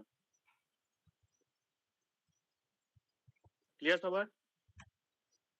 তারপর দেখো council of ministers to aid and advise president, সব থেকে ইম্পর্টেন্ট কাজ কাউন্সিল অফ মিনিস্টারের কি? প্রেসিডেন্টকে এড অ্যান্ড অ্যাডভাইস করা, প্রেসিডেন্টকে অ্যাডভাইস করা। আর্টিকেল 74, এই আর্টিকেলটা দেখে নাও, আর্টিকেল 74 ক্লজ 1 এ বলা আছে সেখানে একটা কাউন্সিল অফ মিনিস্টার থাকবে যার হেড হবেন প্রেসিডেন্ট, এবং তারা কি করবে? তারা প্রেসিডেন্টকে অ্যাডভাইস করবেন, তার যে কোনো ধরনের প্রেসিডেন্টের যে কোনো ফাংশন এক্সারসাইজ করতে তাকে হেল্প করবেন, কোনো ধরনের অ্যাক্ট করতে তাকে হেল্প করবেন, ঠিক আছে? আর প্রেসিডেন্ট রিকোয়ার করবেন, প্রেসিডেন্ট সমস্ত তার যত কাজ আছে সমস্ত কিছু কাউন্সিল অফ মিনিস্টার এবং প্রাইম মিনিস্টারের সঙ্গে আলোচনা করেই করবে। এবং এই যে আর্টিকেল 74 ক্লজ 1 যে বলা হলো যে প্রেসিডেন্ট নিজের সমস্ত কিছু কাজ প্রাইম মিনিস্টার এবং কাউন্সিল অফ মিনিস্টারের সঙ্গে কাজ করে করবেন, মানে আলোচনা করে করবেন, এটা বলা হয়েছিল 44th কনস্টিটিউশনাল অ্যামেন্ডমেন্ট অ্যাক্ট 1978 ঠিক আছে। আর 42nd কনস্টিটিউশনাল অ্যামেন্ডমেন্ট অ্যাক্টে এটাকে বাইন্ডিং নেচার করে দেওয়া হয়েছিল, মানে প্রাইম মিনিস্টার এবং কাউন্সিল অফ মিনিস্টার যে অ্যাডভাইস প্রেসিডেন্টকে দেবেন, প্রেসিডেন্টকে সেটা মেনে চলতেই হবে, এটা বলা হয়েছিল 42nd কনস্টিটিউশনাল অ্যামেন্ডমেন্ট অ্যাক্ট 1976 এ। বুঝতে পেরেছো? ক্লিয়ার সবার? Yes or no? সবাই মনে Yes, হয় ভুলে দাদা। গেছে ক্লাস করতে করতে। দেখো আর একটু বলে দিই, তারপর হচ্ছে collective responsibility and individual responsibility, এই দুটো খুব ইম্পর্টেন্ট টার্ম। আর্টিকেল 75 ক্লজ 3 এটা লিখে নাও, আর্টিকেল 75 ক্লজ 2 আর আর্টিকেল 75 ক্লজ 3 এই দুটোই লিখে নাও। আর্টিকেল 75 ক্লজ 3 তে বলা আছে কালেকটিভ রেসপন্সিবিলিটির কথা। কালেকটিভ রেসপন্সিবিলিটি মানে দাদা? হচ্ছে, হ্যাঁ বলো। আর্টিকেল 75 আর একটা কি বললে? আর্টিকেল 75 ক্লজ 2 আর আর্টিকেল 75 ক্লজ 3। ক্লিয়ার সবার? ঠিক আছে দাদা। আমাকে আরেকবার বলবেন 75 এরটা? হ্যাঁ, আর্টিকেল 75 ক্লজ 2 আর আর্টিকেল 75 ক্লজ 3। ক্লিয়ার? তো কি বলছি, এটাও দেখবি একটা মানে ইউনিভার্সাল ট্রুথ, একটা মানে ইতিহাসে আর সাক্ষী আছে যে কোনো দিন সে ফ্যামিলি মেম্বার হোক আর সে পর হোক, নিজের হোক, আপন হোক, যেই হোক, নিজের লড়াই কিন্তু নিজেই লড়তে হয়। কোনোদিন কেউ এসে তোর পাশে দাঁড়াবে না বা কেউ এসে তোর সাথে লড়বে না। আমার ভয় তো লাগছে আমার বাপকে নিয়ে, আমার বাপ আমার যদি করে ওদের কথা শুনে যে না। দেখো কালেকটিভ রেসপন্সিবিলিটিতে কি বলা হলো, কালেকটিভ রেসপন্সিবিলিটিতে বলা হলো যে প্রত্যেকটা যে কাউন্সিল অফ মিনিস্টার থাকবে, কাউন্সিল অফ মিনিস্টারের যারা সদস্য, কাউন্সিল অফ মিনিস্টার যতজন সদস্য থাকবে তাদের একজন হিসেবে দেখা হবে, ঠিক আছে? মানে এমন নয় যে প্রত্যেকজনকে আলাদা আলাদা করে দেখা হবে। সবাই be serious in the class. সবাই যদি একজন কেউ ভুল করে তো মেনে নেওয়া হবে যে পুরো কাউন্সিল অফ মিনিস্টার ভুল করেছে, এটাকে বলে কালেকটিভ রেসপন্সিবিলিটি। এবং একটা মিনিস্টার যা কথা বলবে তার জন্য কিন্তু পুরো কাউন্সিল অফ মিনিস্টার দায়বদ্ধ থাকবে। এমন নয় কাউন্সিল অফ মিনিস্টারের মধ্যে ভাবো একজন মিনিস্টার গিয়ে বাইরে যা খুশি একটা কথা বলে দিচ্ছে, এমনি কিন্তু হবে না। এবং কাউন্সিল এবং একটা ক্যাবিনেট যা সদস্য নেবে, কি বলবো, ডিসিশন নেবে, কাউন্সিল অফ মিনিস্টারকে সব মানে যতজন মেম্বার থাকবে তো সবাই কিন্তু সেটা মেনে চলতে হবে। Clear? Collective responsibility clear? Collective responsibility মানে হচ্ছে সবাইকে একসঙ্গে মানে একাঠা ভাবে কাজ করতে হবে। ক্লিয়ার সবার? Yes or no? ইয়েস দাদা। ইন্ডিভিজুয়াল রেসপন্সিবিলিটি মানে হচ্ছে যেমন সবাই একসঙ্গে একাঠা ভাবে দায়বদ্ধ থাকবে, সবার নিজেরও দায়িত্ব আছে, সবাই নিজেরও কাজ করবে, মানে সবাই নিজের নিজের দায়িত্ব ভালোভাবে ফুলফিল করবে। তাহলে এখানে আমাদের কাউন্সিল অফ মিনিস্টার শেষ হলো, president, vice president, prime minister, council of minister, চারটে আমাদের ক্লিয়ার হলো। কারো কি কোনো প্রবলেম আছে কোনো জায়গায়? কারো যদি কোনো প্রবলেম থেকে থাকে বলো। Council of minister of India এটা বুঝতে পারিনি ভালো করে। Council of minister of India নয়, কাউন্সিল অফ মিনিস্টার মানে হচ্ছে ভাবো প্রাইম মিনিস্টার একটা নিজের একটা ছোট্ট মতো গ্রুপ থাকে না, যে এ ফাইন্যান্স মিনিস্টার হবে, এ ডিফেন্স মিনিস্টার হবে, এ কোনো একটা এডুকেশন মিনিস্টার হবে, আরো কোনো ফরেস্ট মিনিস্টার হবে। তো তার যে একটা মানে করিবি রিশতেদার, আমি যদি এইভাবে বলি, প্রাইম মিনিস্টারের একদম কাছের মানুষ যে কটা, সেই যে গ্রুপটা সেটাকে বলা হয় কাউন্সিল অফ মিনিস্টার। বুঝতে পেরেছো? হ্যাঁ। আচ্ছা এবার তোমরা বলো ডিপিএসপি আজকে করবে না কালকে করবে? কালকে, আজকে না। কালকে মাথার মধ্যে সবকিছু একজন করে মাথার মধ্যে অনেক হয়ে গেছে এখন। প্রবলেম। আচ্ছা ঠিক আছে, তাহলে আজকের ক্লাসটি এন্ড করছি। কাল আমি আশা করি নেক্সট ক্লাসে আমার লাস্ট ক্লাস হবে, ঠিক আছে? নেক্সট ক্লাসে আমাদের পলিটি কমপ্লিট হয়ে যাবে। মানে আর তোমাদের বাকি আছে বলতে সুপ্রিম কোর্ট, হাইকোর্ট, ডিপিএসপিটা আজকে আবার বাকি রয়ে গেল। তো এই বিষয়গুলো থাকবে, আর তার সঙ্গে এমার্জেন্সি আর অ্যামেন্ডমেন্ট এই কটা থাকবে। আর বাকি যে কয়েকটা পার্ট আছে যেগুলো থেকে অত ইম্পর্টেন্ট কোশ্চেন আসবে না, আমি শুধুমাত্র সেগুলো স্টাডি মেটেরিয়াল গ্রুপে দিয়ে দেবো, তোমরা শুধু ওগুলো চোখ বুলিয়ে নিও। আর যেগুলো করানো হলো মেনলি এই যে 3টে ক্লাস পরপর হলো, এই 3টে ক্লাসে যে সমস্ত বিষয়গুলো বোঝানো হলো এগুলো কিন্তু সব থেকে ইম্পর্টেন্ট। তুমি ভাইস প্রেসিডেন্ট চাইলে ভুলে যেতে পারো, প্রাইম মিনিস্টার ভুলে যেতে পারো, কাউন্সিল অফ মিনিস্টার ভুলে যেতে পারো, কিন্তু প্রেসিডেন্ট ভুললে হবে না। ক্লিয়ার সবার? আর যদি 3টে ক্লাসের মধ্যেই যদি কারো কোনো ডাউট মনে হয়ে থাকে আমাকে বলো এখন। আমাকে ওই প্রিয়াম্বেল ওই যে ওই ব্যাপারটা একটু বুঝিয়ে দেবে? প্রিয়াম্বল বলতে কি মানে কি বলতে চাইছো, কোশ্চেনটা আরে তোমার ওই কি যে বলো? একদম প্রথমে ফার্স্ট ক্লাসে বুঝিয়েছিলে এইগুলো, মানে এই যে প্রিয়াম্বেল ব্যাপারটা, এই যে এইগুলো। প্রিয়াম্বল মানে হচ্ছে কনস্টিটিউশনকে আমরা ফার্স্ট প্রেফারেন্সে কি দেখি, কনস্টিটিউশন যে তৈরি করা হলো এর পেছনে গোল কি ছিল, অবজেক্টিভ কি ছিল, সেই গোল এবং অবজেক্টিভ গুলো প্রিয়াম্বলে বলা আছে। তুমি সেদিন ক্লাসটা একবার দেখবে, যদি তারপরে কোনো প্রবলেম থাকে বা বোঝার আমাকে তুমি বলবে নেক্সট ক্লাসে, ঠিক আছে? ঠিক আছে, ঠিক আছে। আর আজকের ক্লাসে কারো কোনো ডাউট আছে? না। না স্যার বলছিলাম আজকে তুমি রিপোর্ট ক্লাসটার সঙ্গে ওই recording টা off পিডিএফ করে টা কি দাও। পাওয়া যাবে হোয়াটসঅ্যাপে? হ্যাঁ, পিডিএফ গ্রুপে দিয়ে দেওয়া হবে, কিছুক্ষণের মধ্যেই দিয়ে দেওয়া হবে এবং রেকর্ডিংও কালকের মধ্যে আপলোড করে দেওয়া হবে। এর আগে একটা দাদা? পিডিএফ দিলেন না ঠিক আছে স্যার? স্যার। এর আগে পিডিএফ দিয়েছিলাম, আজকে আবার দেবো। আজকে একটা নতুন পিডিএফ হবে যেটা শুধু president, vice president, prime minister এবং কাউন্সিল অফ মিনিস্টার থাকবে। আচ্ছা ঠিক আচ্ছা, এই আছে। আর্টিকেল গুলো থাকবে তো, যেগুলো যেগুলো লেখালে না? হ্যাঁ, আর্টিকেল সব থাকবে, বাস আমি যে আর্টিকেল গুলো লিখে দিলাম ওইগুলোর মধ্যে ইম্পর্টেন্ট থাকবে, কারণ পিডিএফ এর মধ্যে আরো অনেক আর্টিকেল থাকবে। আচ্ছা আমার না একটা কোয়েশ্চেন আছে।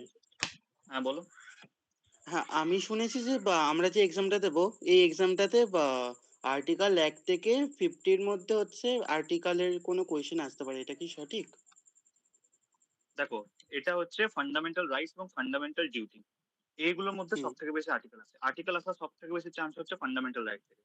ফান্ডামেন্টাল রাইটের যে কটা আর্টিকেল আছে তোমরা ভালো করে মুখস্থ করে নিও। তুমি এইখানে কন্ট্রাক্ট লটাও তো ইম্পর্টেন্ট না? কন্ট্রাক্ট ল তো তোমাদের সিলেবাসে নেই। নেই না, কন্ট্রাক্ট তোমাদের সিলেবাসে আছে নাকি? না না, ওটা বাদ দিয়ে দিয়েছে, বলা হলো তো আগেই না, ওই যেটা ছিল ক্রিমিনাল ল আর ও এটা আচ্ছা, আর একটা ওটা যেটা ছিল সিভিল যেটা বাদ দিয়ে তোমাদের অ্যাপ্লিকেশনে আগে দিয়েছে। আচ্ছা হ্যাঁ হ্যাঁ দাঁড়াও হ্যাঁ। এক মিনিট দাঁড়াও, শ্রেয়সী তুমি রেকর্ডিংটা অফ করো, করে দিয়েছো?